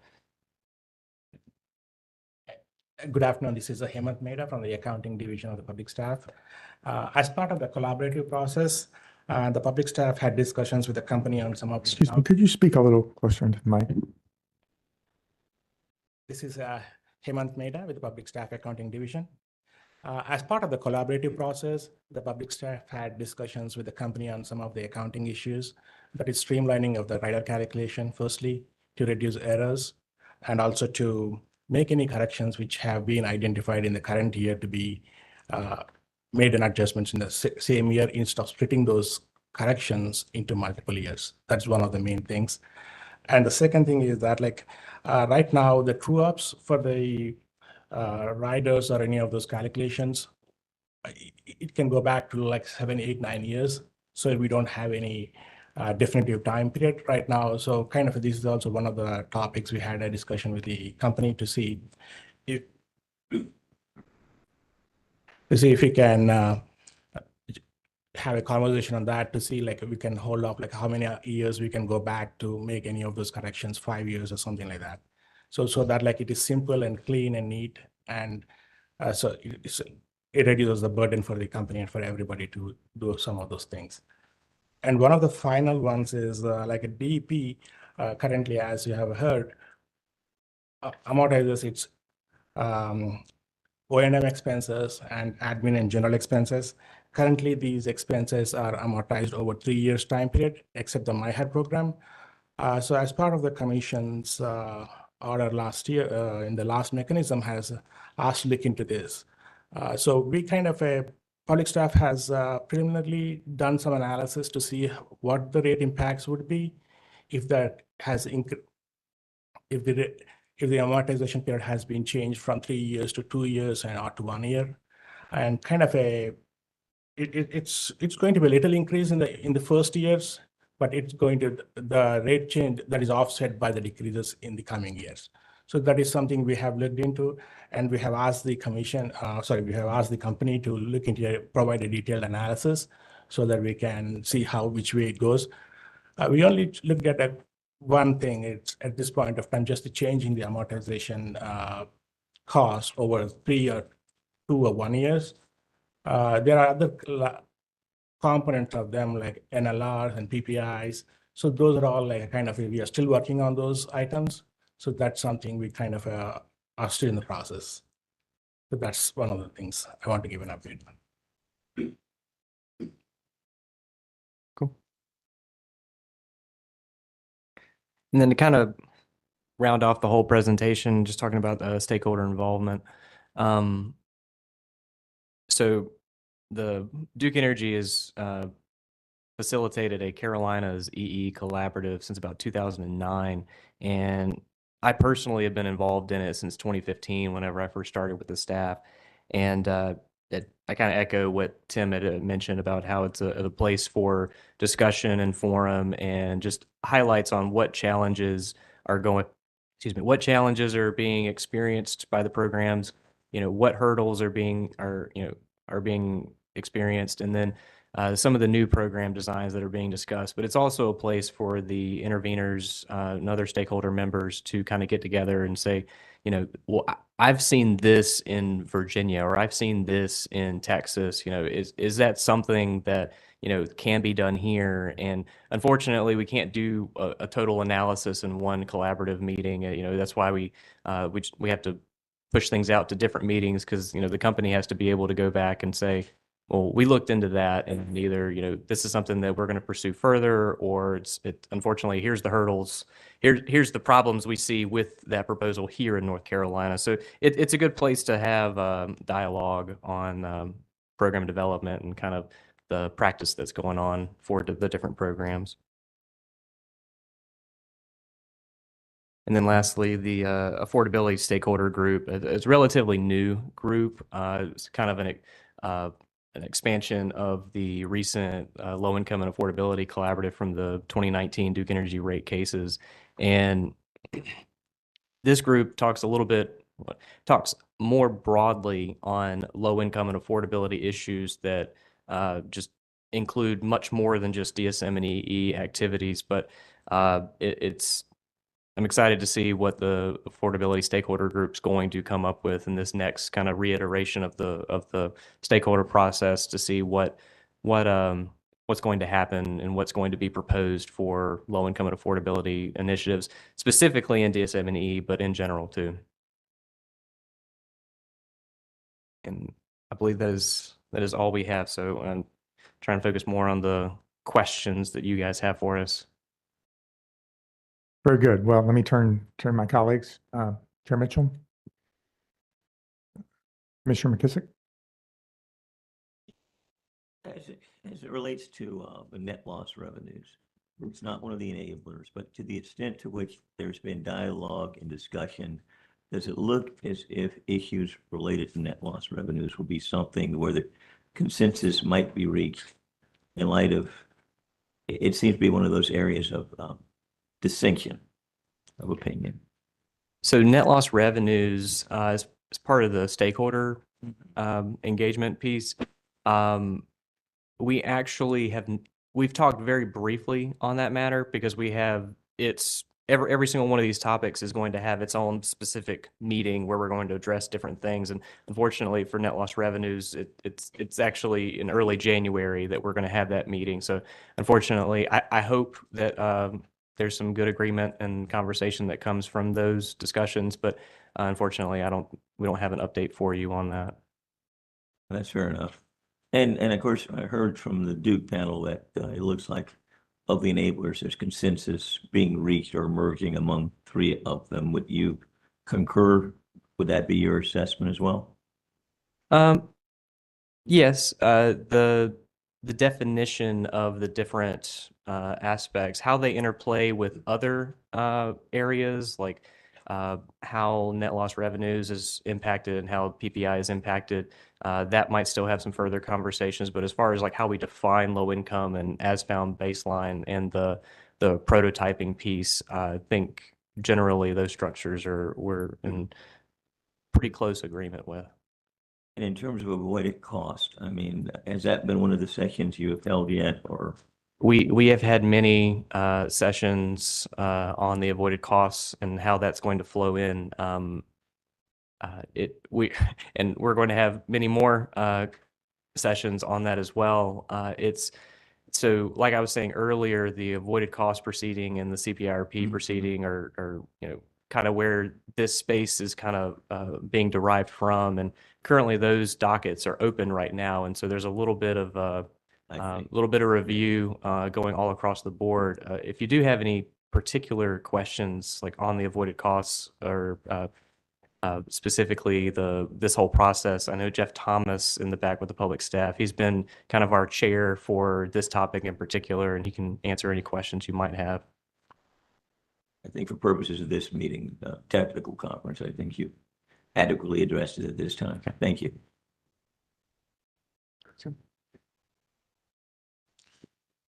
And I have a couple. One is from staff that just wanted to make sure that we put the review of spillover effects on the table. Evidently, in one of the past mechanism reviews, it specifically laid out analyzing spillover effects. So just kind of want to know if that's part of the review. Yes. So one of the beauties of having a mechanism review every so often is that whenever a mechanism is approved, it kind of approved based off of the issues that is known at that time. But as in between mechanisms, there's new kind of gaps that may come up to everyone, and new clarifications that need to be made. And so that kind of rolls into the clarifications on that I discussed earlier that we're trying to work towards, and definitely the recent rider proceedings is something that's of interest in the public staff's mind for these conversations. Okay, thank you. Now I want to just make sure I'm looking at this correctly as we're talking about the existing mechanism. I think Duke presented 4 components, and there was a financial. That financial really interests me. From what I understand, there's been a lot of historic decisions that develop the formulas that are used in that financial component. And we've been talking about riders, and I know the calculation to go to riders from revenue requirements is somewhat complex and it goes over different years. And I think I heard that you are looking at that and trying to simplify that. Let's step back from the rider and just talk about the revenue requirements. You submitted, public staff submitted an analysis of things that were occurring in other states.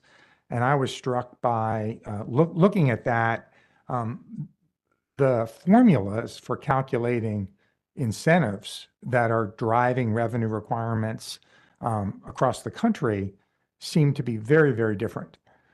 So it's the same inputs, the same savings, the same environmental benefits, but it goes into a long formula that then calculates the revenue requirements that customers are going to have to pay. So my question earlier to Duke really revolved around all of those formulas. And there's not that many, but the formulas that actually calculate revenue requirements, which from my understanding, when a mechanism gets approved, we're locking in that formula and the revenue requirements for years to come. So I'm just curious. I heard that you are looking at some differences by different years of amortization. So you're actually running those through. Is there any effort to run through some of the other options that could go into calculating revenue requirements? I mean, from what I understand, we now have revenue requirements equals cost plus a number of different performance incentives plus net loss revenue. Yes. Is there any analysis going to look at, well, if we calculated incentives differently, this would result in a different revenue requirement for customers? Sorry, yes, the public staff is looking into this analysis to see, working on the formulas differently to see which numbers, like how the numbers change with the way the formulas are laid out, like the tier systems or things like that. So kind of we started looking into that. Okay, great. I know we're running late time. That's good for now. Any other questions? We're gonna take a 10-minute break now and come back at 3:05, and we'll pick up with the next presenter. Thank you very much.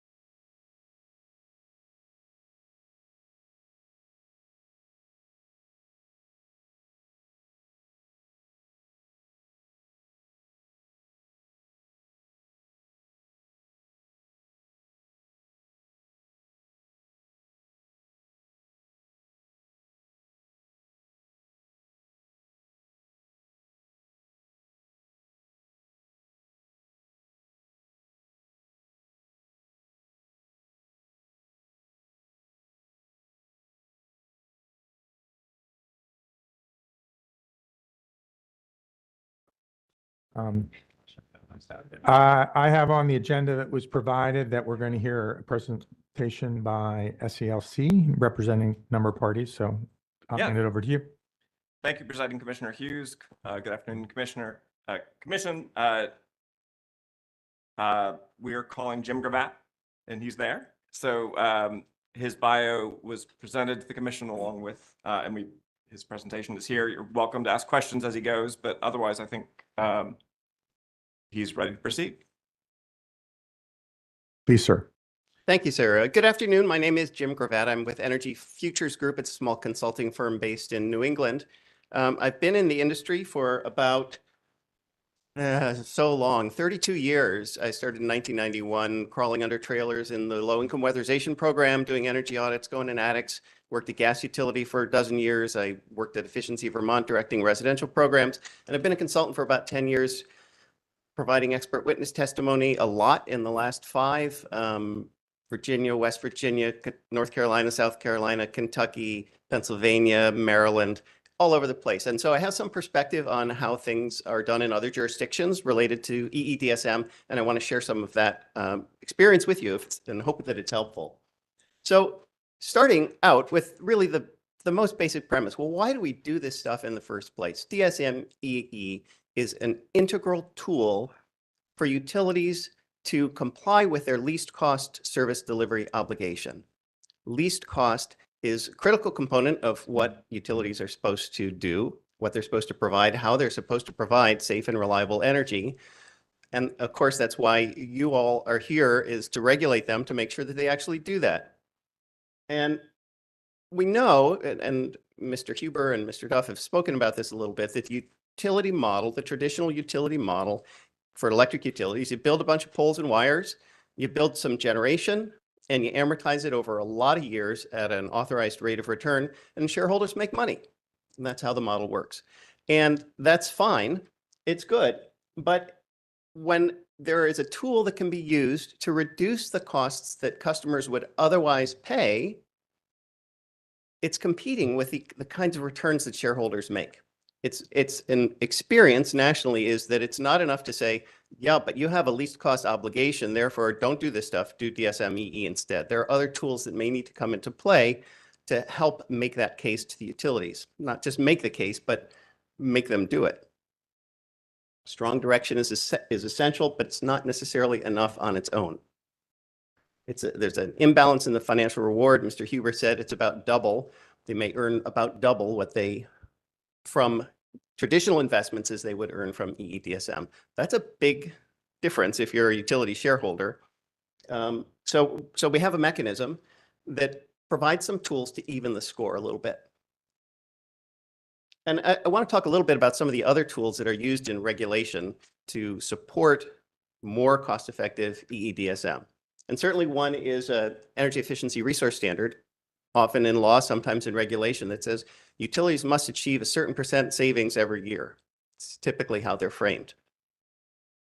There's a loading order in California that says no approval for any new generation unless the utilities can demonstrate that there's not a way for energy efficiency and demand response to remove the need for the generation in the first place. They have to demonstrate that in order to get an approval to build something. There are threshold conditions. Virginia in the Clean Economy Act, for example, says that if the utility does not meet its statutory energy efficiency obligation, they cannot get approval for a new fossil generator. And in statute, in fact, in North Carolina, I have been advised by counsel, precludes approval of new coal or nuclear generation that could have been avoided by EEDSM. So these are tools that are not really related to the mechanism, but they're tools that regulators use to help even the score for the earnings that utilities would otherwise achieve. And also, we spoke earlier, Mr. Duff and Mr. Huber spoke about EM&V, evaluation, measurement, and verification, to verify that the savings are legitimate, they're real. This is actually reducing the loads in the way that we need to reduce them in order to not have to build the new plant. And other things that are not necessarily part of the mechanism, when there are, if a utility has an obligation to meet a certain savings requirement, it's very helpful when the commission will approve the plans and the programs that they need to have approved in order to meet the obligation. And that's part of what the mechanism is talking about here. Higher savings goals, we need to make these adjustments. This is the case that Duke is making and that we're all talking about in the stakeholder process. But one example I want to suggest is very relevant here is the tariff on-bill financing approval that the Commission authorized in the recent past, which should open up financing for many customers to make investments in energy efficiency that they wouldn't otherwise have been able to make because they couldn't overcome that first cost. So having the approval of tools like that can really support more EEDSM in North Carolina.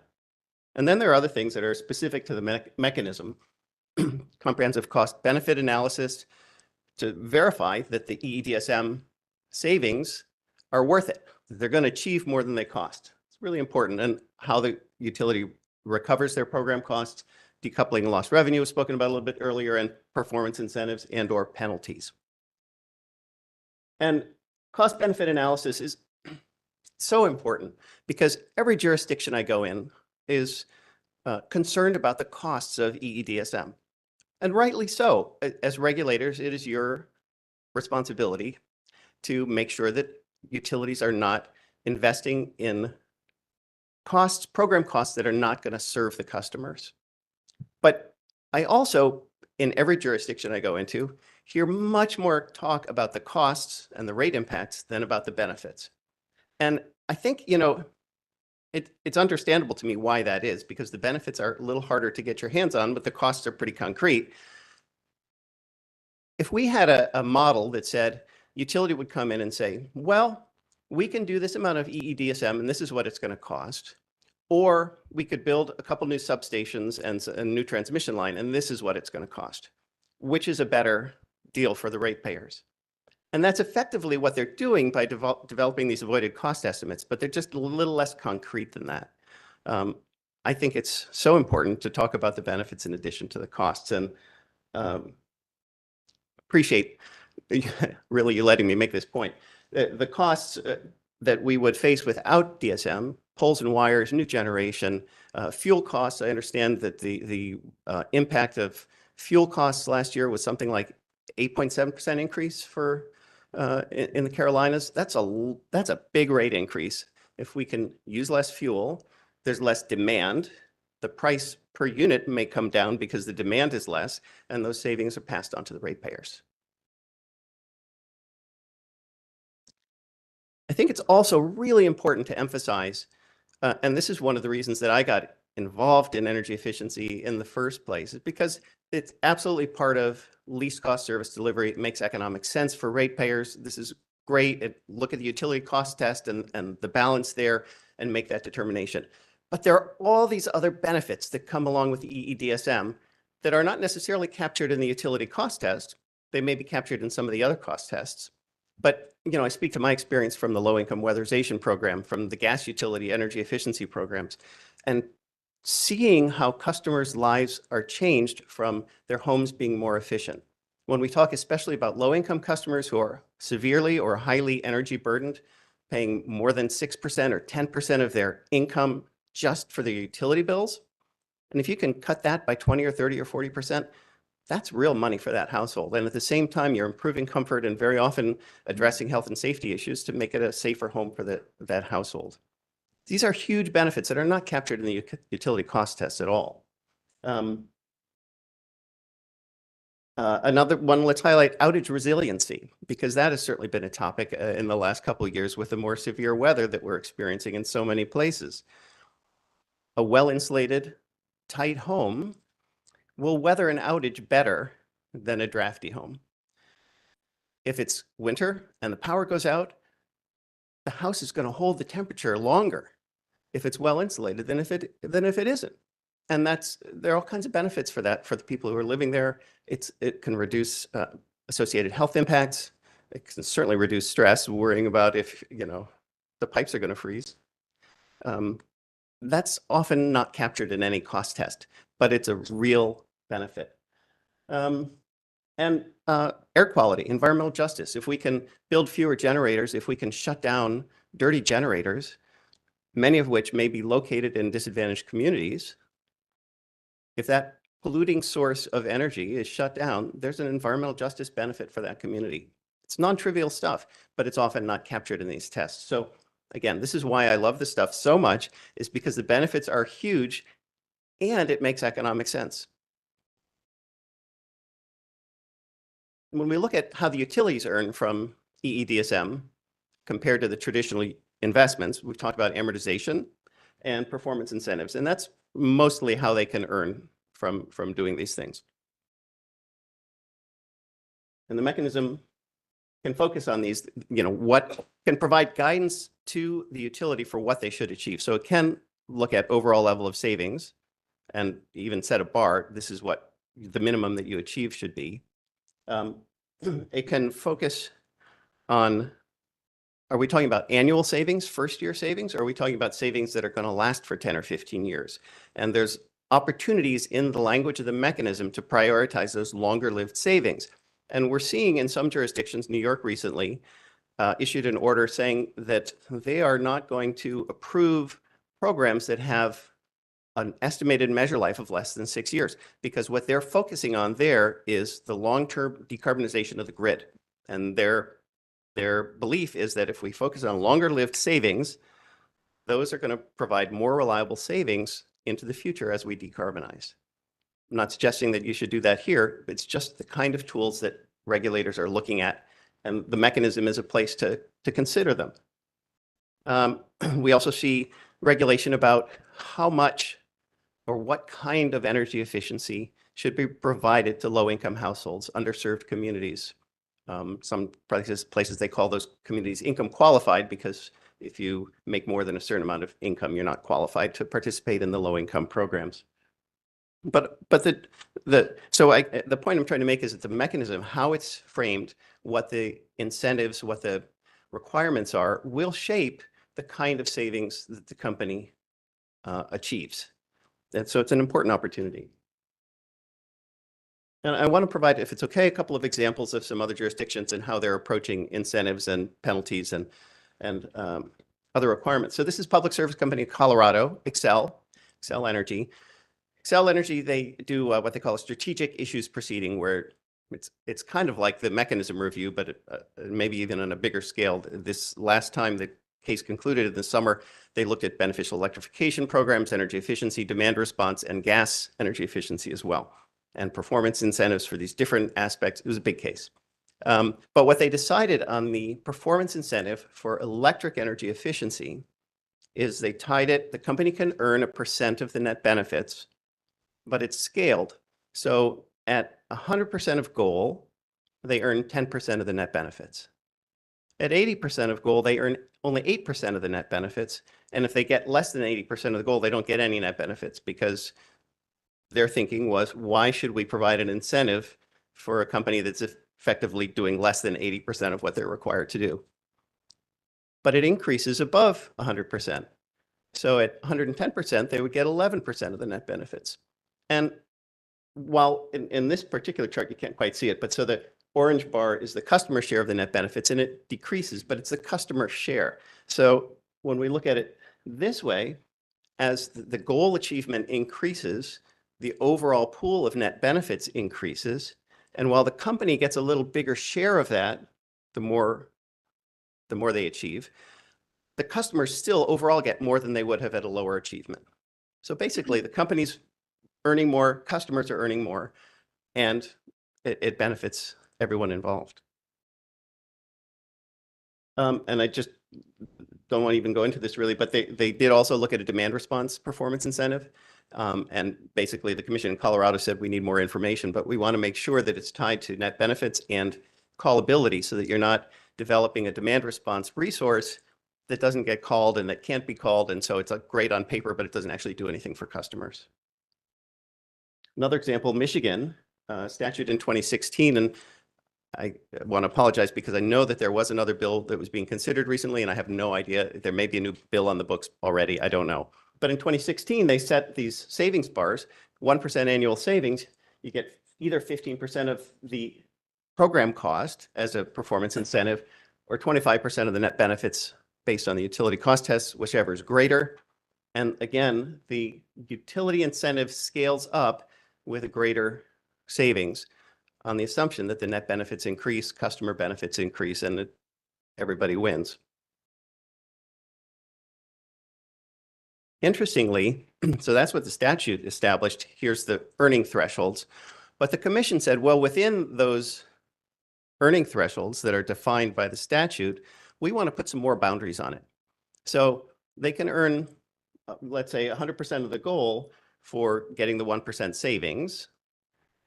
But within that 1% savings, they also have to, 3/4 of what they can earn is tied to how long those savings are going to last. And they also said, when you have to demonstrate that 10% of your spending is on income qualified programs, or that's going to reduce a portion of the performance incentive that you could otherwise achieve. And within that income qualified spend, there's some quantities of heating and air conditioning system, heat pumps probably, and weatherization measures to push the company in the direction of doing those comprehensive savings for customers rather than short-lived savings. And again, so it's multiple components to performance incentive, all tied to that statutory savings opportunity. Similarly, in Illinois, there's a scaled earnings depending on where they achieve goal. And they are allowed to amortize program costs in Illinois. I believe, I'm not sure, I couldn't verify this, but at the rate of return that they would earn for other capital investments. If they do more than goal, more than 100%, they get an increase in basis points. They get a higher return. And if they do under 100%, they get a lower return. So again, not necessarily going to have a profound impact on what the utility earns, but directionally, it makes it more attractive to the shareholders to earn more. And anecdotally, in both Michigan and Illinois, what my colleagues who work in those states say is that the utilities are proposing more savings in their plans as a result of this legislation. And the last thing, I just want to look at a couple of examples of how goals for serving low-income households are in some places addressed in statute or regulation.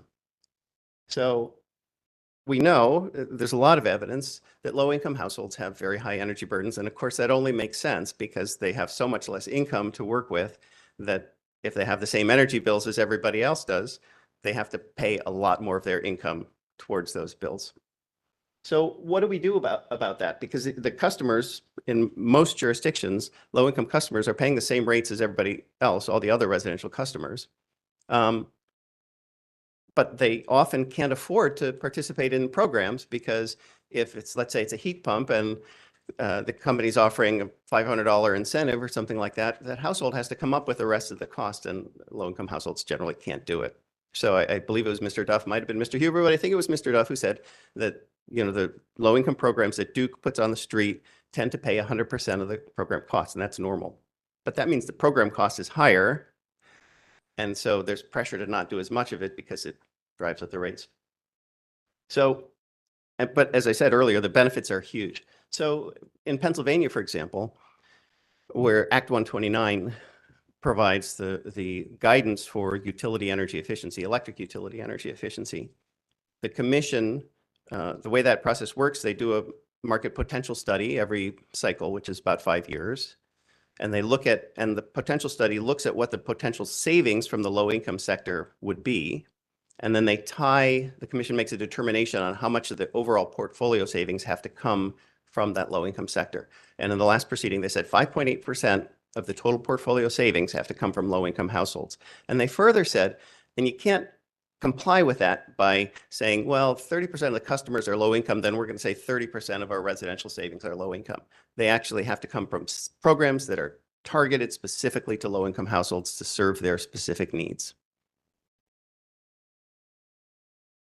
And in Nevada, there's a bill that's that passed on spending. Again, this may have been updated since I did any work in Nevada, but it had been set at 5% of the program spending had to go towards low-income households. It was increased to 10% of the program spending had to go to low-income households. As a way to kind of overcome the inherent disincentive to spend more money to get those savings from households who most need the savings. And Maryland just passed in the last session, HB 169, and this was after a multi-year process at the commission and with work groups trying to come to some consensus about how much of the program savings should come from low-income households, and that there wasn't consensus. And so some folks took it to the State House, and the General Assembly came up with a bill, and it requires the utilities over the next 3 years to ramp up to 1% of sales to the low-income sector. So savings equal to 1% of sales to the low-income sector. So Duke gets about 1% of sales overall to eligible customers, and this would say that same level of savings just to the low-income customers based on their sales. And in closing, I just want to say, I think if you want the company to maximize the use of cost-effective EE and DSM, which in my view would be consistent with their least cost obligation, it takes carrots and sticks. It takes clear direction to say, this is what we expect of you. We want you to do this. And overcoming some of the disincentives for them to do it, either through amortization or performance incentives, can be very helpful. And in the same way with low-income programs, to ensure that there's a sufficient investment in those programs for households who need them the most. And I'd be happy to answer any questions. Thank you very much. Chair Mitchell? Just one question. The Piesco example, can you help me understand how net benefits are calculated?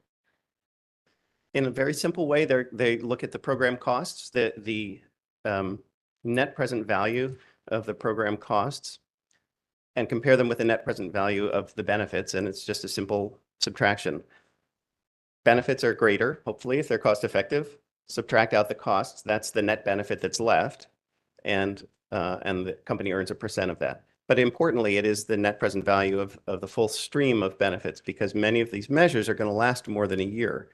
Many of them are going to last 10, 12, 15 years. And it wouldn't make sense to calculate those benefits on, $2023, because the savings then are going to be worth less now, depending on the discount rate and so forth. Okay, just one follow-up there. How are the benefits calculated? The benefits are calculated based on now I'm actually not entirely positive how they calculate the benefits in Colorado, but it would be depending on the test they're using. And in Colorado, unlike in North Carolina, to determine whether a program is cost effective, they use either a TRC test or what they call the modified TRC test that recognizes some non-energy benefits, some of those benefits that I had on the slide that aren't quantified necessarily. So does that mean the benefits are greater in Colorado if they're using, well, help me understand the implication from what's going on in Colorado. Well, they're really different tests. So utility cost test is I consider it a baseline test. Generally, it doesn't make sense for utility to be investing in things that don't pass the utility cost test, because it says there would be a cheaper way to achieve the same thing with ratepayer dollars. A TRC or the modified TRC says, well, let's look at all the costs, not just at the utility costs. So if a heat pump costs $5,000 and utility is giving a $500 rebate, in the utility cost test, they would only consider the $500 rebate. In the TRC, they would consider the $5,000 cost. But in the utility cost test, they would only look at the avoided energy and capacity, the avoided fuel costs, this direct specific costs that the utility avoids. In the TRC, they look at the environmental benefits potentially in the modified TRC. They look at bill savings and other impacts to the customer, not just the utility cost test. Okay.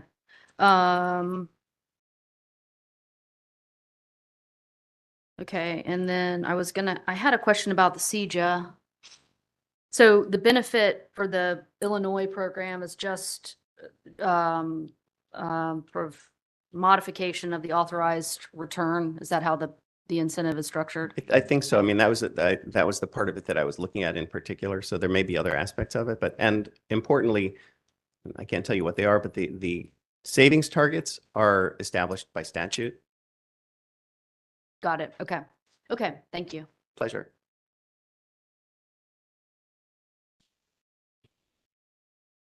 Um, just following up on the question about amortization. Do you know for Illinois, is it the life of the measure that, or is it a set amortization period per total program costs? I believe it is life of measure, but I'd be happy to follow up and confirm that, and that would be helpful. And I would be curious. And then, you talked a lot about short-term savings versus long-term savings. A lot of North Carolina's success is based on a really successful short-term behavioral program. I think more than half of our savings is just that one-year measure. Are there other states that we could look at that have that similar kind of focus on short-term measures? Have you come across anyone with that kind of percentage of savings due to a short-term measure? Honestly, Maryland, the utilities recently filed their 24 to 26 plans. The commission hasn't ruled on them yet. There's the regulation is focused on, the statute is focused on first-year savings, which drives the utility to maximize first-year savings at the least cost. So I think BGE's total portfolio savings that they proposed for the 24 to 26 period is about 40% behavior. Now, some parties have argued that that is too high and that they should shift that. So is there a metric that has been used or that looks at this lifetime cost? I know you started off by saying it would be easy if we just had cost from a traditional facility or cost from a package of EE improvements, but we are focused our performance measure in our carbon plan. And one of the main performance incentives for the current mechanism is percentage of retail sales. Is there a performance indicator out there that actually looks at lifetime costs, in a way that you described? And Lifetime costs or lifetime savings? so that would look at the cost for the utility and for the customer to generate a kilowatt hour of savings. Whereas I think for some of these long-term measures, it would seem like you would invest the same amount as a short-term measure, but you would have a lot more kilowatt hour savings over time. Sure. There is a metric, and it's called the levelized cost of saved energy, LCSE. And it does effectively, it does part of the net benefits calculation. It looks at whatever the program or whichever perspective you're looking at it from. It says, what are the costs? How long are the savings going to last? And if we take the net present value of the cost over that full period, how much is it? And and it's a very dramatically different answer than if you're only looking at the cost for first year savings. And interestingly, I'll say, the Maryland Commission, in the direction they provided to the utilities for this current plan that's under consideration, required them to provide the levelized cost of saved energy for all of the programs in the plan. Okay, interesting. For the states that you talked about where they had, you focused on the incentive, do those states also have a net loss revenue recovery component? It varies by state. Well, Illinois, Maryland, I think some of the states that you've been talking about. Colorado had, in the last proceeding, they had what they called the disincentive offset, which wasn't net lost revenue exactly, but it was to try to make up for some of that, to remove the disincentive to invest in energy efficiency. And then the company in their proposal for this plan said, we don't need that anymore. I'm not sure about net lost revenue in Illinois and Michigan. Again, I'd be happy to follow up. I'm just not going to say because I would be guessing. Okay. Yeah, that's all my questions I have. Any more questions? All right. Well, thank you very much. Very informative.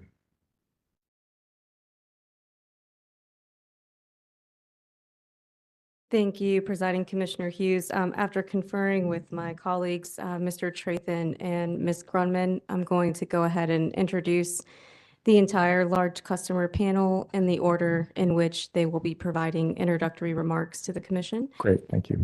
Thank you. Beginning with Dr. Stephen Terry, the Technical Director for CUCA, providing CUCA's perspectives, followed by Steve Chris, the Senior Director for Utility Partnerships for Walmart, providing Walmart's perspective, and PJ Klein, the Business Continuity Program Manager and Assistant Division Energy Manager for Corning, providing perspectives on behalf of SIGFR 2 and SIGFR 3. Thank you.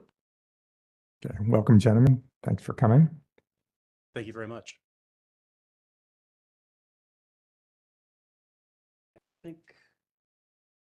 I think we're going to go with the CUCA presentation first, industrial DSM perspectives.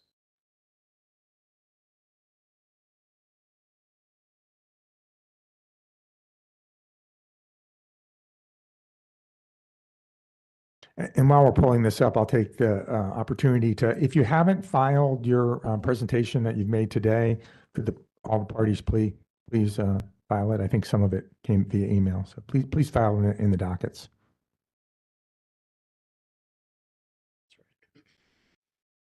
Ready? Okay. Well, thank you very much for having us here. I'd like to just talk a little bit about my background. I'm currently the technical director for Carolina Utility Customers Association. In my past life, I was a professor of mechanical and aerospace engineering at NC State University, where I helped run the Industrial Assessment Center for about 30 years, the North Carolina Energy Management Program through the State Energy Office, various DOE programs. I've performed 700 energy assessments around the state and the region, so I have a large variety of customers to speak with and to learn from, and that's what I want to share with you today, their thoughts, especially with the EE Rider. So the DSM and EE Rider serve distinct but related purposes. In contrast to other customer classes, industrial customers are highly specialized. They have highly specialized needs and equipment. Typical home is kind of the standard thing. Industrial plants are anything but. The ability to opt out allows the industrial plant to be able to tailor their own programs with their own money and their own needs. They're highly incentivized by market forces. If you can save money by implementing energy efficiency measures, then you can produce a product with lower costs, and you can therefore obtain higher profits and returns to your shareholders. And then the trade secret confidentiality is also a very big issue with industrial facilities. I want to talk a little bit about some of the size and the numbers here. So we talk about the cost of the program. To participate with the DEP program, it's about 0.4 cents per kilowatt hour. To participate with the DEC, it's about 0.6 of a kilowatt hour. So when I do numbers, I'm going to kind of use an average in the middle. For a residential customer, this represents maybe $50 a year and $5 a month or thereabouts. And that's not a significant amount of money for most customers. But for an industrial customer, this represents a very large amount of money. For a small manufacturing plant that may have a demand in the 500 kilowatt range, 2 million kilowatt hours, it represents between $10,000 and $14,000 paid to opt into this rider. A medium-sized manufacturing plant with about 2 megawatts, 2,000 kilowatts, it's about $50,000 to opt into this program. And for our large customers, say 20 megawatts, and there are customers that are much larger than that, those costs can be $750,000 and up. Some of our members, if they were to opt in to the EE program, would be looking at $3 million in costs to opt into the program. And so, of course, opting into the program requires that a manufacturer be able to get a return on that. And so the game, if you will, as a manufacturing plant is to try to collect as much in rebates and incentives as you pay into the program. Looking at the typical incentives from Smart Saver website, single fixture lights, something on the order of $20 per fixture, $82 per horsepower for variable frequency drive air compressors. These are common things that that industrial plants would submit incentive rebates for.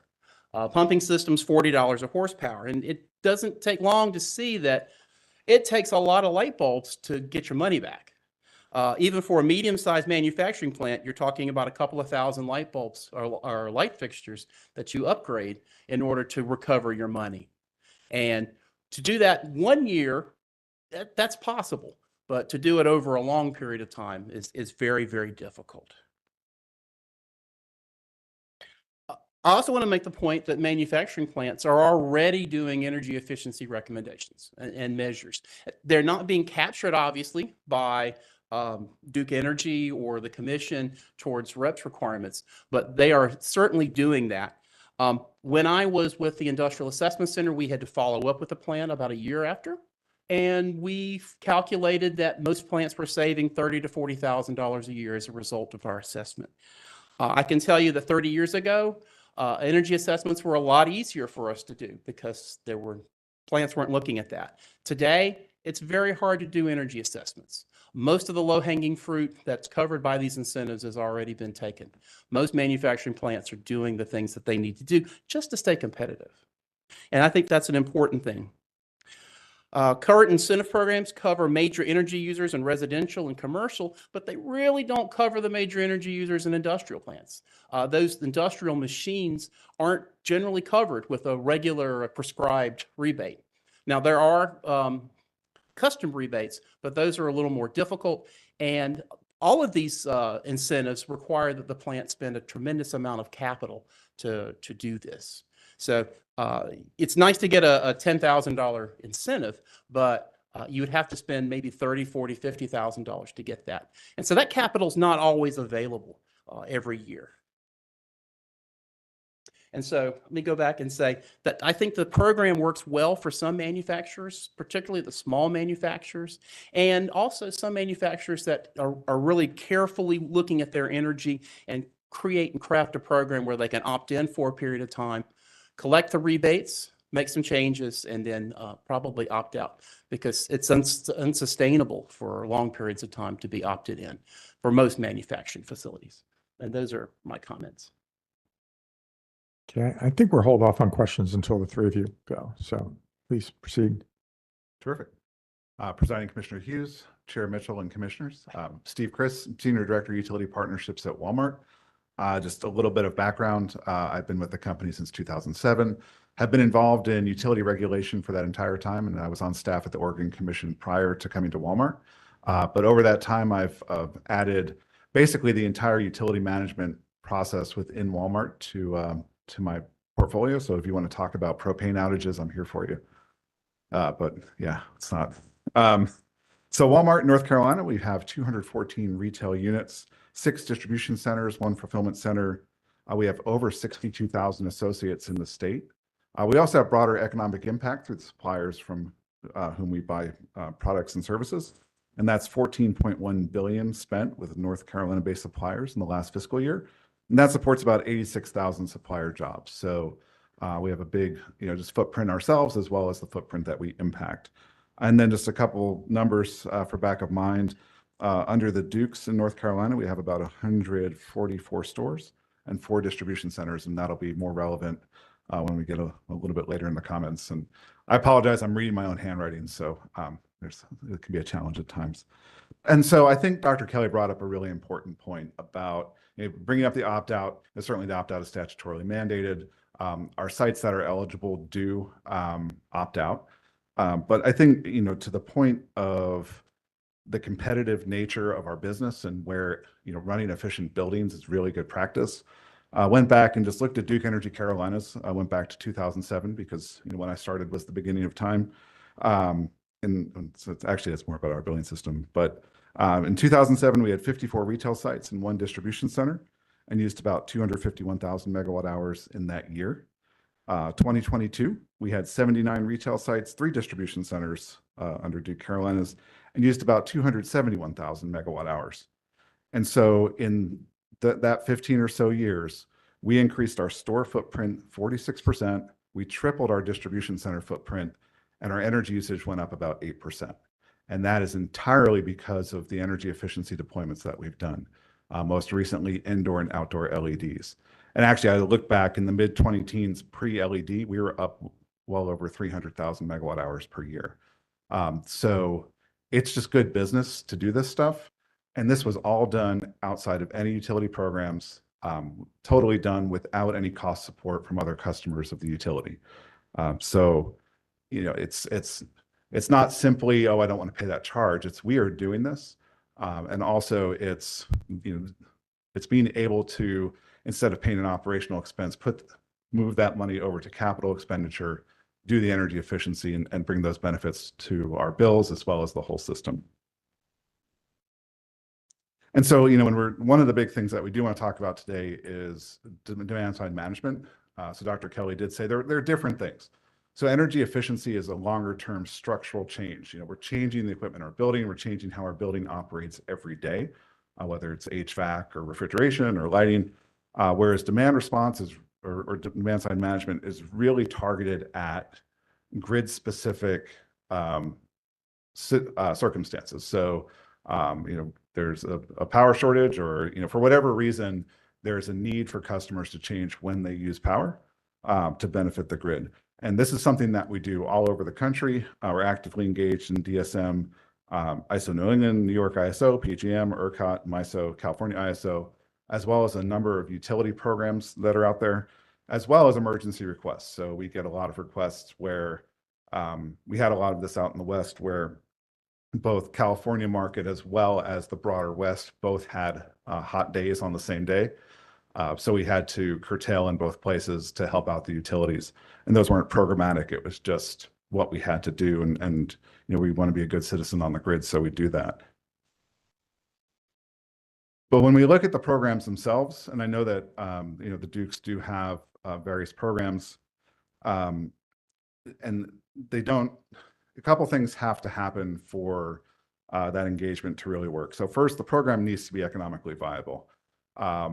You know, the programs sort of start off a foot or two back just because to be in the program, you have to pay to be in the program because there's a DSM charge that would be assessed if you're not opted out of it to be in the program. And so when you look at the potential opportunity in that program, you have to look at the cost and then basically say, can I actually make this back or more, and really have that opportunity there. Because, you know, one of the things that's really important, you know, when we look at especially building controls responses, so that's where we change something within the operations of the building to respond to that program. All of a sudden, we're dealing with the customer environment, the shopping environment. And so to the extent that we're making customers or associates uncomfortable or doing something that impacts the shopping experience negatively, we have to consider that as part of it. And then for behind the meter, asset backed solutions. So we had a backup generation or solar plus storage or some, you know, a technology option. It's how does that program play against the fixed and variable costs that we would incur? So it's just, it's simple economics really. And then the other thing that we have to think about is can we actually physically respond to the program? So the power share program, the mandatory curtailment, if I read the tariff right, is up to 10 hours. There's no way with building controls we can sustain a 10-hour event. You know, so basically what we would do is we'd get the call, we would adjust the set points on our HVAC. So say we're running the store at 75, we'd move it up to 77. Well, at some point, the temperature in the store would get up to 77 and then the HV would kick back on. Whether or not that happens, you know, after 2 hours or 4 hours or 5 hours, depends on a lot of factors, many of which are not in our control. So, so it's difficult. 4 hours is sort of the rule of thumb number that we tell utilities and commissions as we talk about this. If the required response is longer than 4 hours, we can't do it with a building control solution. And then we can do that with generation though, but that's, a separate thing. Not all programs look for that. So one of the things that when we go out to the market, especially in the RTOs, we work with aggregators. And so what they do is they sign up a lot of customers and they divert. So it's basically a diverse portfolio of responses that they can draw from. So, so if we have a store that can't do 4 hours, but we have lots of stores that can do 2 hours, they could take all of those stores, put those together and create a 4-hour response amongst that portfolio. And so, certainly that's something that Duke could do. I mentioned earlier that we have over 140 stores between the two utilities here in North Carolina. So, how can the utilities be enabled to be creative and offer, those aggregation-esque opportunities so that customers who can't do this, but can do a lot of this, can help participate and really help the grid. So, and we are short on time, so I will close with that. But any additional questions that you have, feel free, and thank you for the opportunity to be here today. Steve.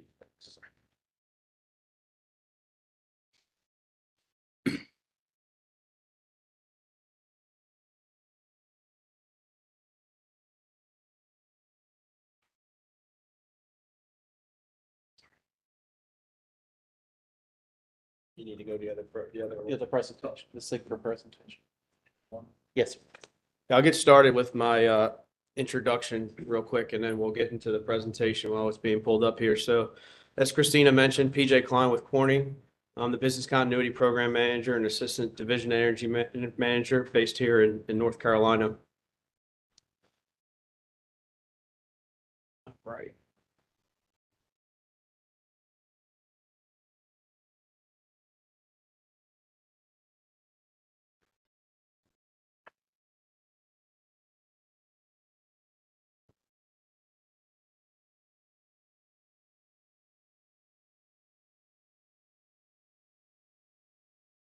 All right, just a little bit about Corning. In 2023, we were named Partner of the Year through Energy Star through the US EPA for 10 years. So we're one of a handful of companies in the United States that have a dozen or more years, or 10 or more years as Energy Star Partner of the Year. In 2006, we started a global energy management program that looks at our energy usage across the world, not just in North Carolina, but all of our operations. And it started out as energy, but has recently expanded to water as well as renewables and also waste. And just a few years ago, we just announced that our global operations, we have 12 facilities in our optical fiber and cable operations, 6 of which are based here in North Carolina. We have cut our energy intensity in half. And so that was a public announcement we recently just made about 2018. Go on to the next slide. Here you can see the strategies that we have in order to accomplish our global energy management mission. I'm not going to read through each one of these bullets, but you can see on the third one here, it talks about engaging employees and suppliers in energy, water, and natural resource management. And so that is how we engage with Duke Energy. They are a huge supplier for us. Moving forward to SIGFR's perspective. So energy cost is a top 3 cost for manufacturers and industrial customers. And so with this EE and DSM program, our ability to opt out, we're able to take that money and we're able to invest it ourselves. And it's not a burden to the cost. That cost is not a burden to the ratepayers. We're able to do it more efficiently than we feel the utility would. Steve talked about the amount of money we would have to opt in, or I'm sorry, Dr. Terry talked about the amount of money that would have to opt in, how many programs we'd have to do. So we feel like we do that as more efficiently than currently we would be able to do it if we were to opt in. You've heard quite a few of the presentations today talk about Senate Bill 3 and how industrial customers have the right to opt out. We believe that the program is working as it was intended in the bill. No different today than it was in 2007. There are changes that need to be made, and I'll talk about that in the next slide. You can see here that we talk about a lot of the industrial customers. We don't have flexible load. Steve talked about with Walmart, industrial customers have the same concerns about flexibility of load, safety reasons, revenue requirements, some of our assets that if we do shut them down, and I'm not talking specifically Corning, I'm talking about SIGFR members in general, if those assets are shut down over extended period of time, they have to be rebuilt. It's a huge cost burden. And so they cannot afford to go down for these call out windows that are given. Looking at item number 4 here, we talk about the cost recovery mechanisms. So those who do have flexible load, we need to be able to better incentivize Duke Energy to allow for us to opt in. There needs to be some convincing to customers who are opted out of being able to opt in, and part of that needs to be incentivized. And then item number 5 here is we talk about how all of our Sigford members are different. Not every single one of our customers or every one of our members have the same load profile, have the same ability to shift load. Some, as I talked about with safety, cannot, some can. And so it needs to be, they need to be very tailored and flexible programs that allow industrial customers to opt in. So what changes do we believe that need to be made to DSM specifically that would entice customers to want to opt in? First, we believe that there needs to be an emphasis on load sharing, not only load shedding.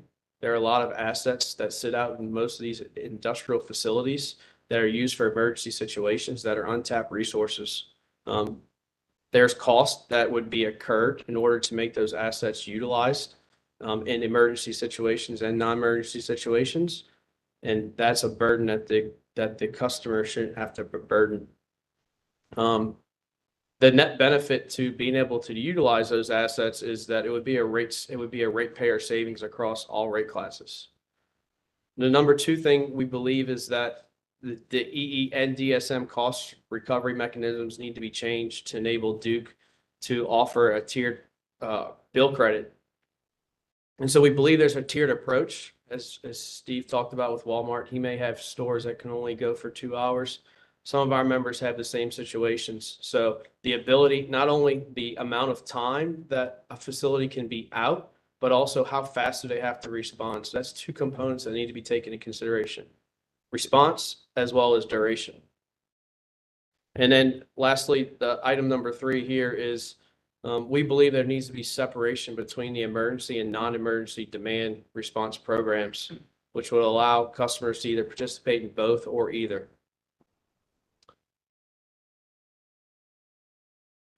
And lastly, some key takeaways. We've heard a lot of people talk about lease costs today. House Bill 951, we believe EE and DSM are important critical components to achieving the carbon dioxide emission reduction goals that were set out by House Bill 951. We believe there needs to be some alignment between the incentives Duke Energy receives and the policy goals by the state in order to sufficiently motivate the utility to design and offer attractive EE and DSM programs. We believe both programs are high priorities in order to help achieve reliable, adequate power. And then we also believe that the commission needs to take action as soon as possible to make sure that this could be implemented in 2025. You did hear Duke Energy mention earlier today that there's a lot of things that have to go in place to be done by 2026. We believe 2025 is achievable, but it does require some urgency. And lastly, Sigford looks forward to continuing to participate not only in the mechanism review process, but also in the collaborative. And with that, I will turn it back to you for questions. First, let me see, Chair Mitchell, please.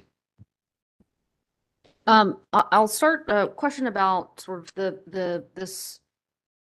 You make the point about Duke's incenting customers to opt in. What does this mean? What do you mean by that specifically? I mean, what action do you all want to see Duke take? Well, it'd have to be higher bill credits. I mean, the amount of money we would pay into the program right now is too great that the rewards you get when you are called on, especially in DSM, when you get called upon, you'd have to have multiple events over a period of years in order for it to offset that cost. Okay. So what about, I mean, you gave the specific example of a load share program. Mm-hmm. Is that not what the power share program is? So it does talk about generators in the tariff.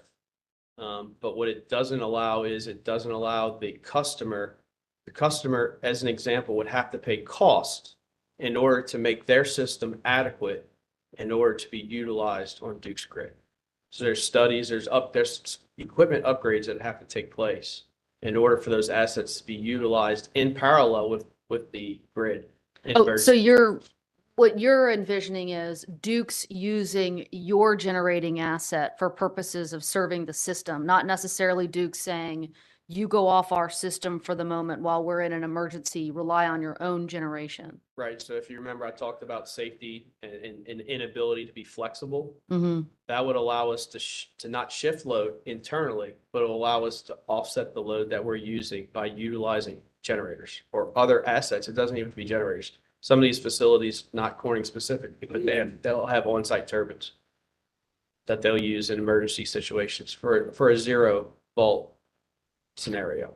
Okay, but just make sure I understand that. Does that mean that if you go into a situation where you're sort of operating in parallel, is the customer no longer pulling off Duke's grid, or is the customer pulling off Duke's grid and the generator is putting on to Duke's grid? Yeah, so a very simple example, if a facility was a 20 megawatt site and had 5 megawatts of backup power, that site would only be pulling off 15 megs from Duke Energy, and the other 5 would be Okay. made up by the generator. Got it. Okay.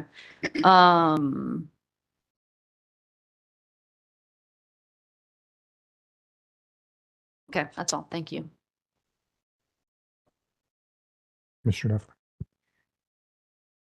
So, Mr. Chris, I'd like to ask you about, you were talking about aggregation of demand side management, and that's where you were actually going off. You're not using your own generators, but am I correct in that statement? Yeah, so typically when we participate through a program where we're being aggregated, that is to manage responses that are done through building controls. So at present, there's a couple of situations where we would do generation responses. So an example would be Duke in Florida has an interruptible tariff that most of our stores are on. Those stores have generators that they receive a capacity credit through being on that tariff. And so if the utility calls them to run, they can run. But then they're also there for resilience because the program, the capacity credit levels are enough to where it also supports maintenance of the resource as a resilience resource. So if we're doing that, it's going to be the utility that calls, and aggregation really kind of addresses the duration piece of the puzzle that we've been talking about. Just because, if you have a generator, as long as you have fuel, you can kind of run it as long as you need to run it. But on a building control, that's where we have those limitations. And so that's where being part of a broader portfolio brings that advantage to bear. And so instead of not having stores be in the program at all, we can have all of our stores go in and be able to contribute something. Right. And I did want to follow up with that. So taking your example, you can only maybe do 4 or 5 hours versus 10 hours because of, 74, you're at 74, and a couple hours later, you're going to be at 77. It's automatically going to kick on. So are you saying that instead of having each store have its own kind of tariff or deal, that you'd aggregate in the same area for stores? Can you explain that a bit more? Yeah, so say we wanted to bring, just for round numbers sake, 100 kW of response to the table. And if the utility wanted 100 kW for 4 hours, we may not be able to provide that with one store. But if we bring 2 stores, or we bring 4 stores, and the first 2 can bring 100 for a half hour, and the second 2 can bring 100 for a half hour, put enter times in there. That's how we would do it. So it's more of a checkerboarded approach and more managed, so that you're ensuring that every store, while it's participating, is giving you the full response, and you're not having to worry about the HVAC kicking back on and energy levels going back on up during a response.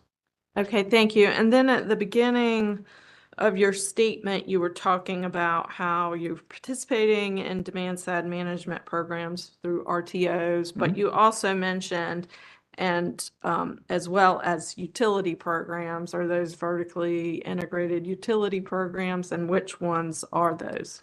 So the ones that come to mind, I know we've done the Evergy program up in Missouri. And then the rest of the list I'm going to have to get you because I'm blanking. But we've done several. Yeah, I was wondering about examples of non-RTO utility programs that you have had success with in your mind. Yeah, and that's again the Evergy one's the one I could think of. I mean, ultimately, it kind of comes down to it's the sort of the same premise that we're talking about here, where in states where I don't want to advocate for anybody to force us into a program, but if we're in the program, it certainly makes it takes one decision out of the process. And so, states where participation is mandatory, we're going to look at the participation there. But I can get you the list and we can provide that through council. Okay, thank you. Commissioner McKissick? Just by way of example, I mean, can you identify a couple of states that have a good tiered bill credit program that really seems to work effectively, since you suggested that's a way that things could be approached? I mean, and conceptually, it makes sense, but by way of real world case example, this is a state, this is a place where it's taking place, and we feel that it's being handled in a reasonable, responsible way where there's a higher level of buy-in. So I think tier bill credit was actually a concept you had brought up. It was. Well, You spoke to it. Yeah. One of our SIGFA members brought it up in California, but we'll have to, Corning specifically, my responsibility is just in North Carolina in the United States. So I only know about Duke Energy Carolinas and Duke Energy Progress. So we could follow up in writing of other programs. Okay, if you could, I think it would be helpful and potentially insightful. Thank you. Okay, Commissioner Tucker? Thank you, Mr. Hughes. Mr. Chris, you've got generator backup in all your stores, right? So we do not. We do have a program that's ongoing where they're doing a couple hundred generators a year. It started, so right now, most of the state of Florida is covered, and we do have some municipal utilities within the state of North Carolina that do have backup generation. So DSM programs can support that in part by having, capacity payments or different value streams that can be used to offset some of the cost of that. So by having them participate in the programs. So to the extent that program capability grows within the state, that's certainly something that we can look at as an additional value. But yeah, the Carolinas in particular are an area where, we've got to focus on figuring out how we get more gens deployed. Yeah, in some of your stores, you have groceries, so I understand the refrigeration requirements and not being able to have that 10-hour lead time that you need. Let me ask you one question on all your stores, and I mean, Walmart's kind of the biggest employer in the world last time I read. Do you have solar generation on these stores that can be used in an emergency situation or no? So that's a good question. For the sites that have solar at this point, if they only have solar on them, typically we have to shut down the system if there's an outage. First, we'd have to disconnect from the grid otherwise. So if we, for instance, if we have a backup generator on the site, when that generator turns on, we are auto disconnected from the grid. Okay. Safety is a huge issue for utilities as well as for us. And if we have the generator operating in parallel during an outage, we could, we don't want to hurt any linemen who are out there working to restore the system. So that gets cut off. And again, if we put a mobile generator on there, we're also disconnecting from the grid before we ever power up a generator. So the solar systems, one of the challenges there is that a solar system on its own isn't going to be able to meet the full load of the store, especially if the outage happens at night. We are beginning to look at deployment of solar plus storage, which will provide more flexibility in that context. But we're not at the point where we can say that it's, it can do X, Y, or Z in terms of capabilities. But, certainly it can do more than solar on its own for resilience. Okay. And I guess a big box store, most of them have packaged rooftops and you're in constant rotation. I mean, there's a change coming from the feds on refrigerant, and you're going to have to start rotating those units out and go to a higher efficiency. To me, if Duke wanted to incentivize both the residential and the commercial customers, they would have more bill credits, as Mr. Klein mentioned, for upgrading to higher efficiency rooftops or residential equipment, because they're going to be telling customers that, the refrigerant they're using now, the 410A, is going away, and you're going to have to get new refrigerant, and it gives them opportunity to change the units now as well as rooftops for commercial. Mr. Klein, you mentioned that there is little or no separation between emergency and non-emergency designation by Duke. Were you looking for time or a decision to be able to make a decision on whether to go offline to help Duke, or there's no delineation between the two? Am I to assume that in your statement? There's not two programs. They're not two separate programs. When you opt in, you basically are, when you opt in, you're in a mandatory program. There's no separation between the two programs on emergency and non-emergency usage. So Okay. that if you have two different tariffs or two different riders, that allows you to have those separations. That will allow customers to pick and choose which one they would opt into, or they Okay. could opt into both. So, but you're also saying that higher bill credits would incentivize you certainly to recover some of your costs to be able to help Duke out in higher bill credits down the road as we endeavor to look at demand side management, right? Yes. Okay. Thank you, Mr. Commissioner. That's all I have. We have some follow-up questions. Chair Mitchell? Mr. Chris, on the Florida interruptible load program you mentioned, you mentioned, I think I heard you say resilience asset or something like that. Is that what you said? And help me understand what that means. Oh, so I mean, it just means that we have a backup generator on site for resilience purposes. And is that just a corporate decision made by your employer, or is it as a result of some aspect of state law or regulation? So that's a decision made by Walmart. So we look at, sort of what risks are inherent in the operations in that area. And any hurricane zone is going to have those sorts of risks. And then just looking at the broader economics of installation, what the right technology is, that sort of thing. So that particular program where, so it's an interruptible class. So instead of taking general service, large demand, or whatever the standard tariff would be, we're actually on an interruptible service tariff. And so it's different rates, plus there's a capacity credit for the generator that goes to those economics. Got it. Okay. Thank you. Welcome. Commissioner Duffy? Just a clarifying question about, are there any runtime constraints with respect to any company's backup generators? It's a fuel constraint. Fuel constraint. Speaking specifically about the asset protections or the generator systems that I oversee, some of them are natural gas. So as long as natural gas is flowing, they will continue to operate. Most of them are diesel. The larger units are diesel. Most of those have anywhere between 16 to 30 hours worth of fuel. So as long as natural gas is available, they'll keep running. Or I'm sorry, as long as diesel is available, they'll keep running. Okay, thank you. You're welcome. So I had a question just for you all to look into the future with some of the IRA, tax benefits. We talked a lot about the residential impact, but I understand there's also some industrial and commercial benefits. Is that something that is going to change the economics of some of what you're talking about?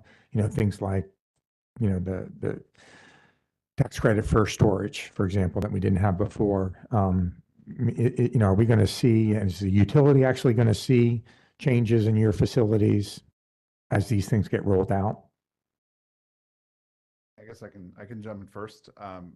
Yeah, I mean, those tax credits do get factored into the economics when, they're looking to, when looking at solar plus storage, that the tax credits are definitely a factor in there. And then to the extent that, they're impacting the economics of any other technology deployment, it will be something that's factored in. I think in terms of the things that the utility should be looking out for, in terms of taking load off the grid, but behind the meter technology deployment is going to grow, whether it's for resilience, whether it's for sustainability or some combination thereof. But then on the load add side, one of the things that we're working on right now is beneficial electrification and electrifying heat. So that's something that's going to come, that there's going to be impacts to that. We are looking at electrifying transportation. And then back to the point on refrigeration, that's another area of technology change that may not change how our electric footprint looks, but it certainly changes our carbon footprint. And so, as you're thinking through what are you trying to incentivize, is it merely just saving kilowatt hours, or are you looking at carbon impact as well? Because refrigeration would be one, or even electric transportation or electric heat is one where you're not necessarily, you may be going the wrong way on kilowatt hours, but you're going the right way on carbon. So what's the goal of the program? And that may be something to consider over the next few years. Generically speaking, the cost benefit analysis, when stuff like IRA comes out, programs that have been shelved or are coming forward, that is one of the things that most companies, if not all companies, are going to look at. Is what is that cost benefit analysis, and the benefit incentives is part of that. So do you have projects on the shelf now that are just waiting, we're waiting around for these kind of incentives and Well, they're gonna. there's typically a threshold where if it doesn't meet this financial requirement, it won't get done and it'll be put on the shelf. And then as technology improves or incentives come out, it lowers that cost, then the benefit may come up. Or as we've seen in North Carolina, as rates continue to creep up, that also be a factor, because now the benefit's better.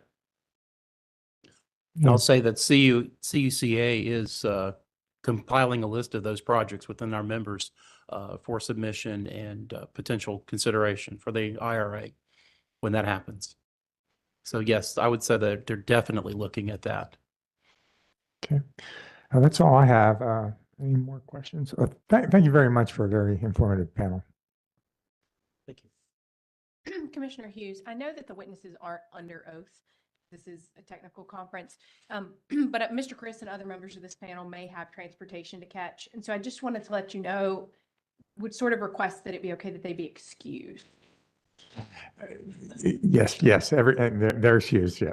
Just in the event that you were ever like, we have to call Mr. Chris back. He has a flight to catch to New York. Everybody would like to have meetings this week before Christmas. So he's got like 4 utilities to be in front of, so. Yeah, and we don't have the tether of swearing in that occurred, so we're. All right, I think we're going to proceed to the regulatory assistance project.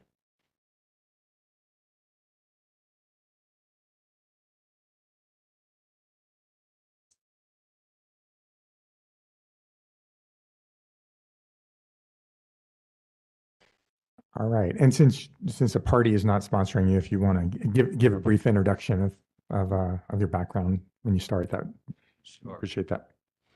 Thank you for having me here this afternoon. My name is Sean Enterline. I'm a senior associate with the Regulatory Assistance Project.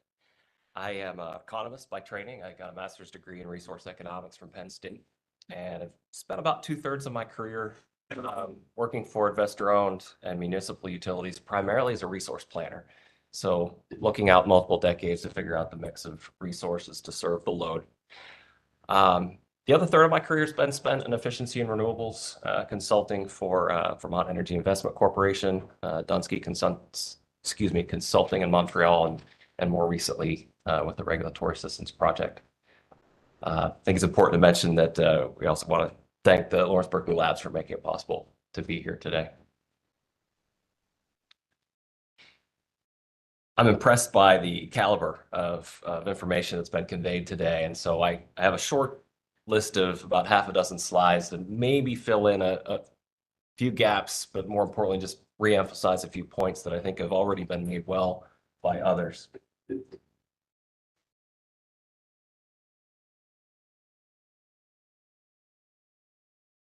This first slide is just meant to convey that we've got a task to try and create some symmetry, some equal treatment, to put demand side investments on par or equal footing with supply side resources.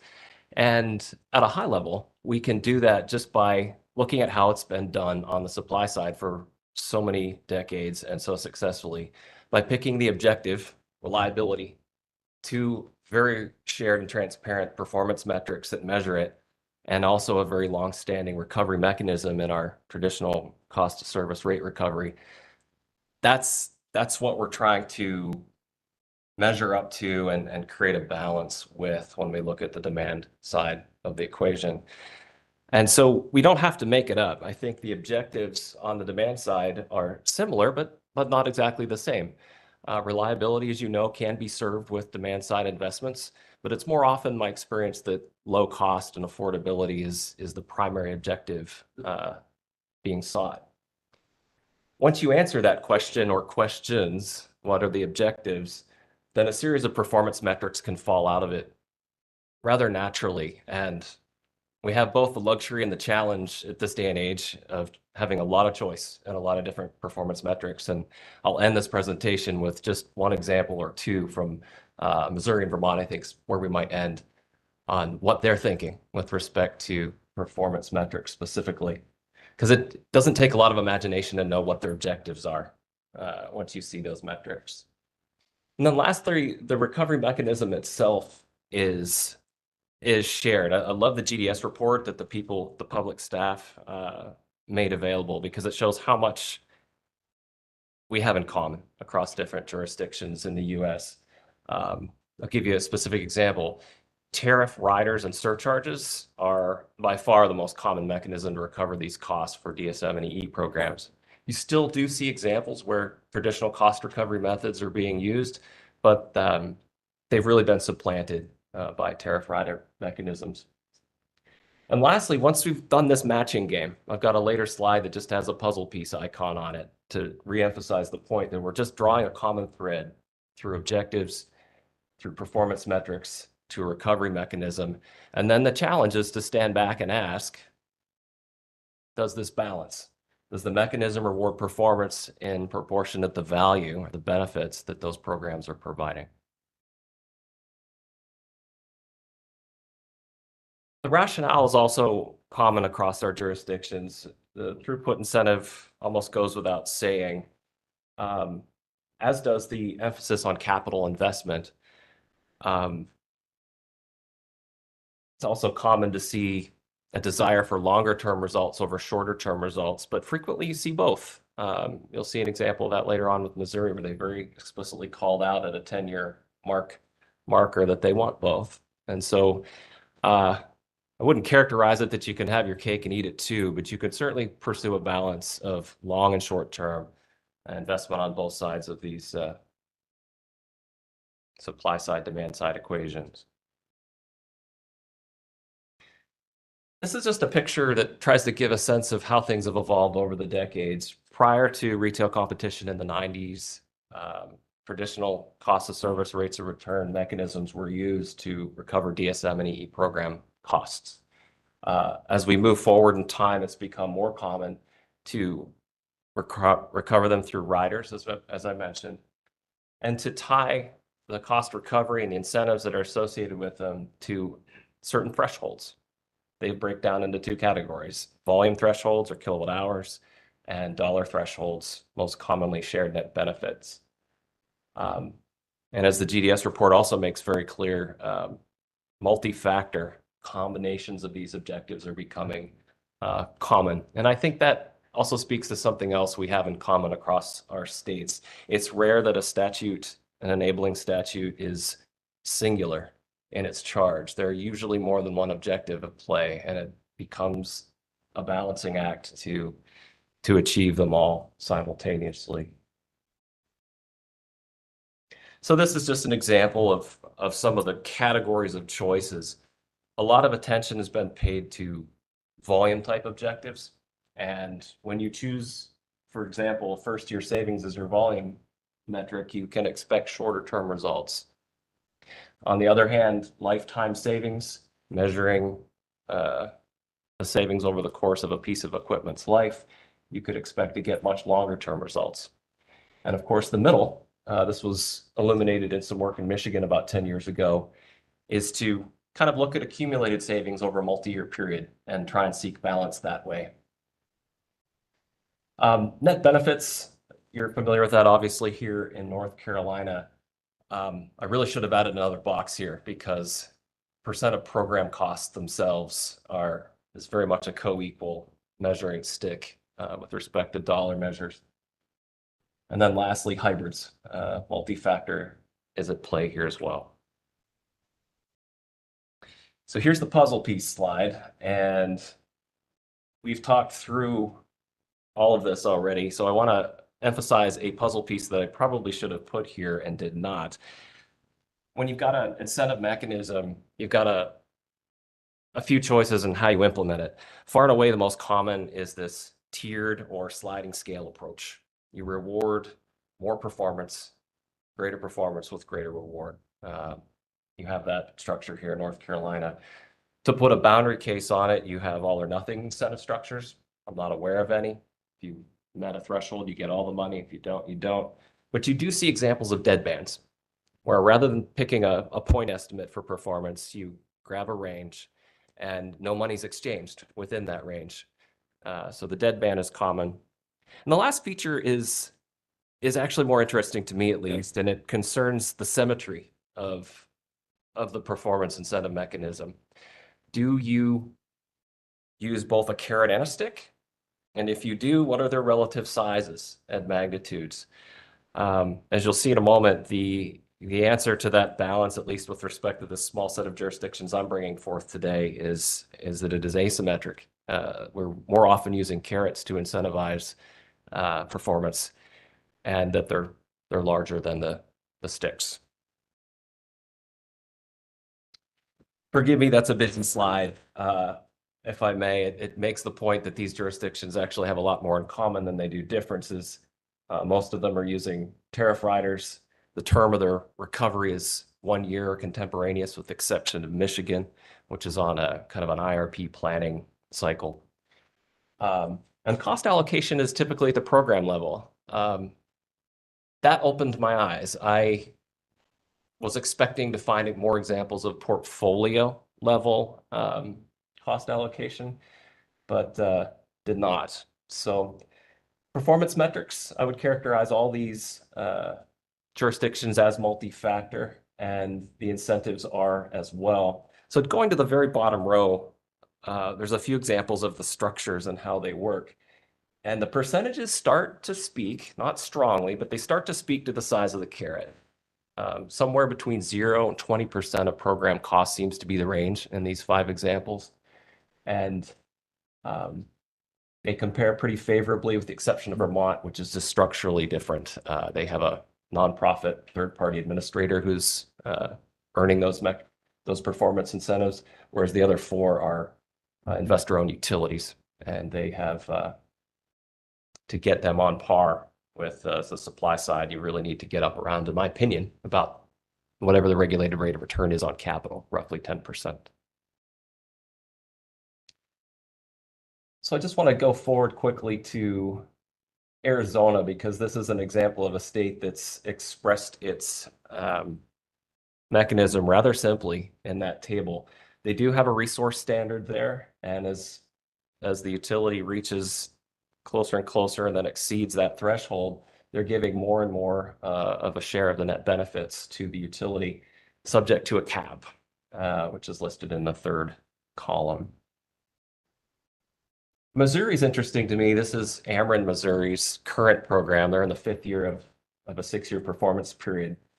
And I think we'll probably just end here, because the top 4 are all program level metrics, and the first 2 speak to low income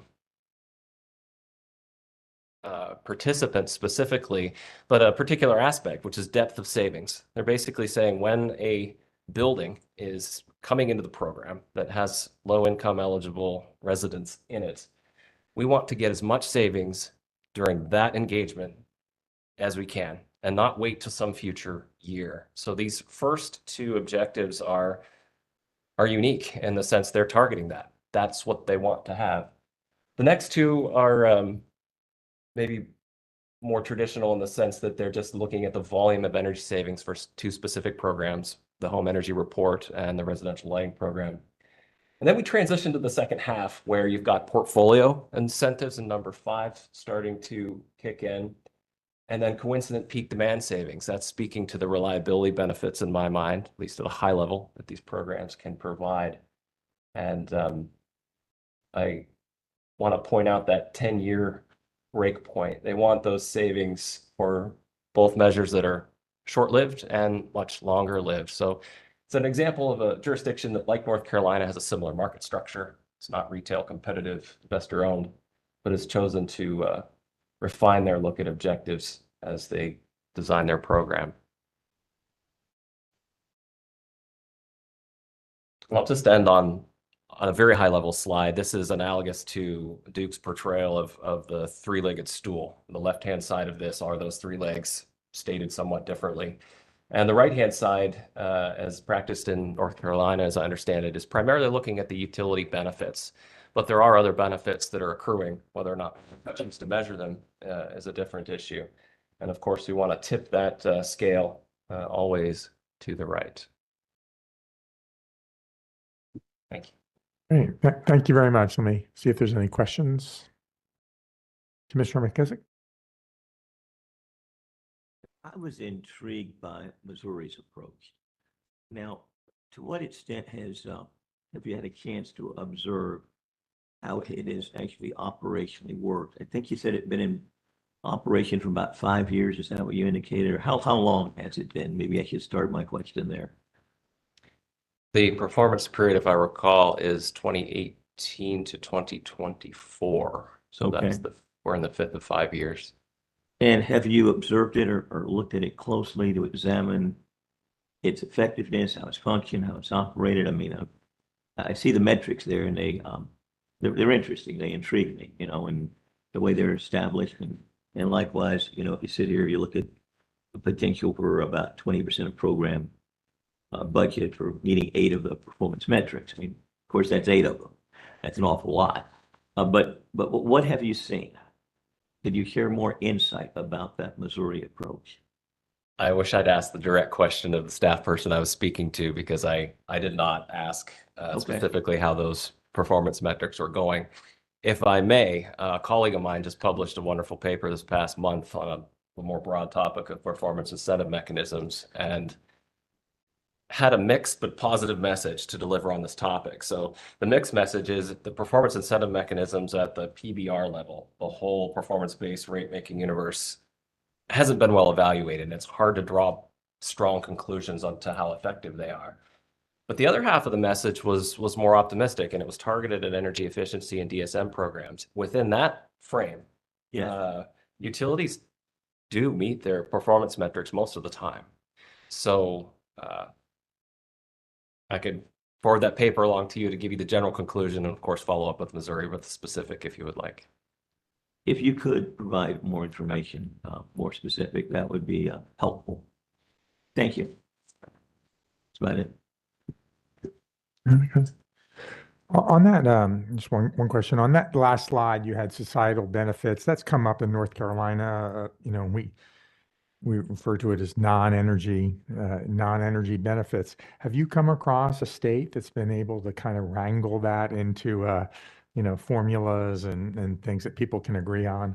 Because that to me seems the challenge of when they're non-monetary.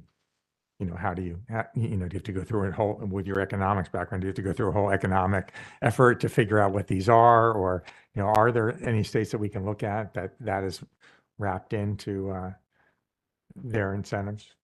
Yeah, I'm most familiar with New England. And so the answer is that region, those 6 states, commission avoided cost study every 3 years. So the states kick in collectively, they hire an independent group of consultants.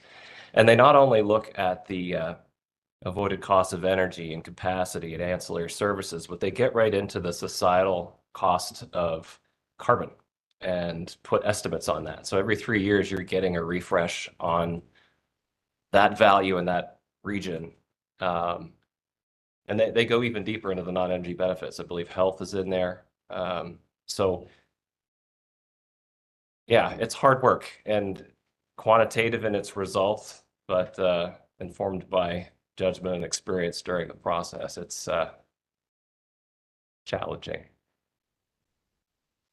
Well, thank you for that example. Any other questions? Well, thank you very much for coming out, and I really appreciate it. Okay, I think that brings us to our last presentation for the day. NCSEA, you get to do cleanup. Thank you, Commissioner Hughes. At this time, NCSEA will present Daniel Pate. Oh, sorry, Justin Smolowski with NCSEA. Thank you very much. Floor is yours. Hello, Commissioners. My name is Daniel Pate. I am the Director of Data and Research at NCSEA, the North Carolina Sustainable Energy Association. And I'm going to talk a little bit briefly about previous stakeholder engagements with Duke Energy. I don't have slides. I'm just going to use notes here. And also these details are in the filing that we did earlier today. I've been involved previously with the Duke Energy Efficiency Demand Side Management Collaborative, which I know was mentioned earlier by Mr. Duff and others. So this is a key venue, as you all may know, for collaboration between utilities and stakeholders, where the objective is to work towards implementing customer programs that achieve significant energy savings. And also the stakeholders are very interested in addressing energy burden. So this is a group where the stakeholders are comprised of nonprofit advocates, local governments, and other organizations. These are bi-monthly calls. Duke Energy sets up this platform where there's two-way communications, and they we discuss new ideas. Also, we review current programs, and then we also review evaluation, measurement, and verification, EM&V. And also there are program managers there to answer questions from the stakeholders. I was a liaison for the tariff on bill working group that took place from May 2021 to September 2022. Also, I was briefly involved with the Low Income Affordability Collaborative, and then I was also part of the Residential Income Qualified High Energy Use Pilot, where that comprised of a subset of the collaborative that worked directly with Duke to design that pilot that was approved recently. So I'm just going to provide some key takeaways from my experience in the stakeholder collaboration process that I feel like are they're helpful for looking at the stakeholder process moving forward. And I think this is really what was key to getting a lot out of these stakeholder engagement processes. So historically, what's really been the linchpin for effective collaboration between Duke Energy and the stakeholders is when Duke Energy demonstrates a commitment to working closely with the stakeholders. They support the ideation process. We talk out new ideas. And then we also work towards deliverables outcomes that meet as many of the common objectives as possible. And we've seen this to be the case the most when it is an initiative that is ordered by the commission. And also it helps when the commission provides some details on the requirements, on how the group should work together, and also what the outcomes are. It's also been really helpful to have these relationships that have been established in the collaborative, which have been developed over the years. This goes both ways. I think Duke Energy has learned about the issues that have really been significant to the stakeholders, particularly energy equity focus issues, and trying to help those who really face high energy burden throughout the state. And then also, I think stakeholders have learned a lot about the utility business model and also about building science practices and other technical practices, so that when stakeholders come to the utility or to the commission with an idea, they know that it's a pretty sound idea and it's something to work with up front. And then also, I'll just add, in terms of the initiatives that have focused on a specific program, such as the Tariff on Bill Working Group and also the High Energy Pilot, I feel like it's been really helpful to designate a liaison who is from the stakeholder group, not from the utility, but there's someone who understands the interest of both parties, and also they have a good grasp the fundamentals of the utility program that's being designed. I feel like this has really helped with aligning the strategies of the respective groups. Also, the liaison is able to vet ideas from the respective groups before there's a pitch to the full group. And the liaison can kind of serve as some input on how the other group may accept that idea or discuss that idea. And then also this liaison ideally would be able to provide a kind of a project management approach. Like they would be helping with leading, facilitating of the meetings. They would be organizing the central folder. They would be just handling a lot of the administrative aspects of the working group process so that everything is just generally more organized. So I think that's the gist of what I wanted to talk with you about today, and I am open to answering any questions that any of you have. Thank you very much. Questions? Questions? So maybe you can explain just really briefly the difference mechanically, how the collaborative is working versus the stakeholder process. Are you seeing a lot of new faces? Are there is it just briefly?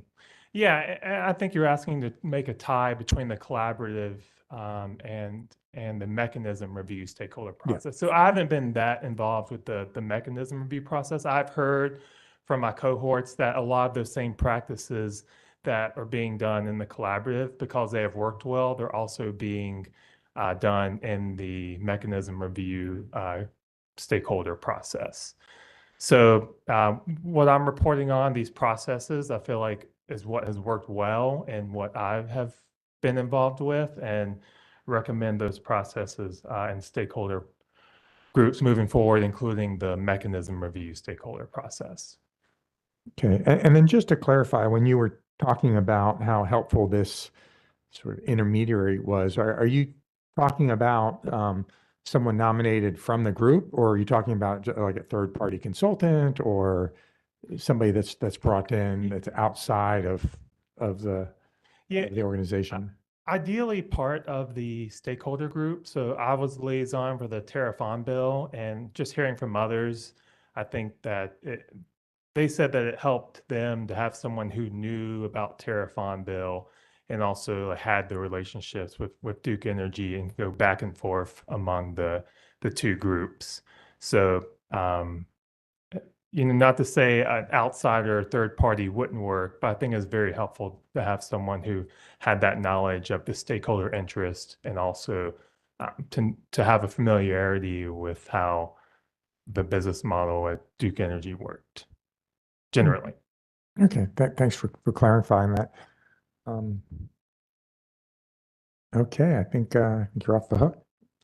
Thank you very much. And that actually brings us to the last presentation of the day. I think we can give you back a little bit of time for your day. Just a few follow-ups. We did have some offers today to provide additional information to the commissioners. If there was a very specific question, we're not looking for tangential information, but if there's a very specific question that a commissioner asked and you do have more information on that question, please feel free to submit that into the docket as just a follow-up to a question, recognizing that we also have a deadline coming up for verified comments. So obviously that's where we expect you to cover more of the material and more of your positions. So I think with that, I'll call this technical conference adjourned. Thank you so much.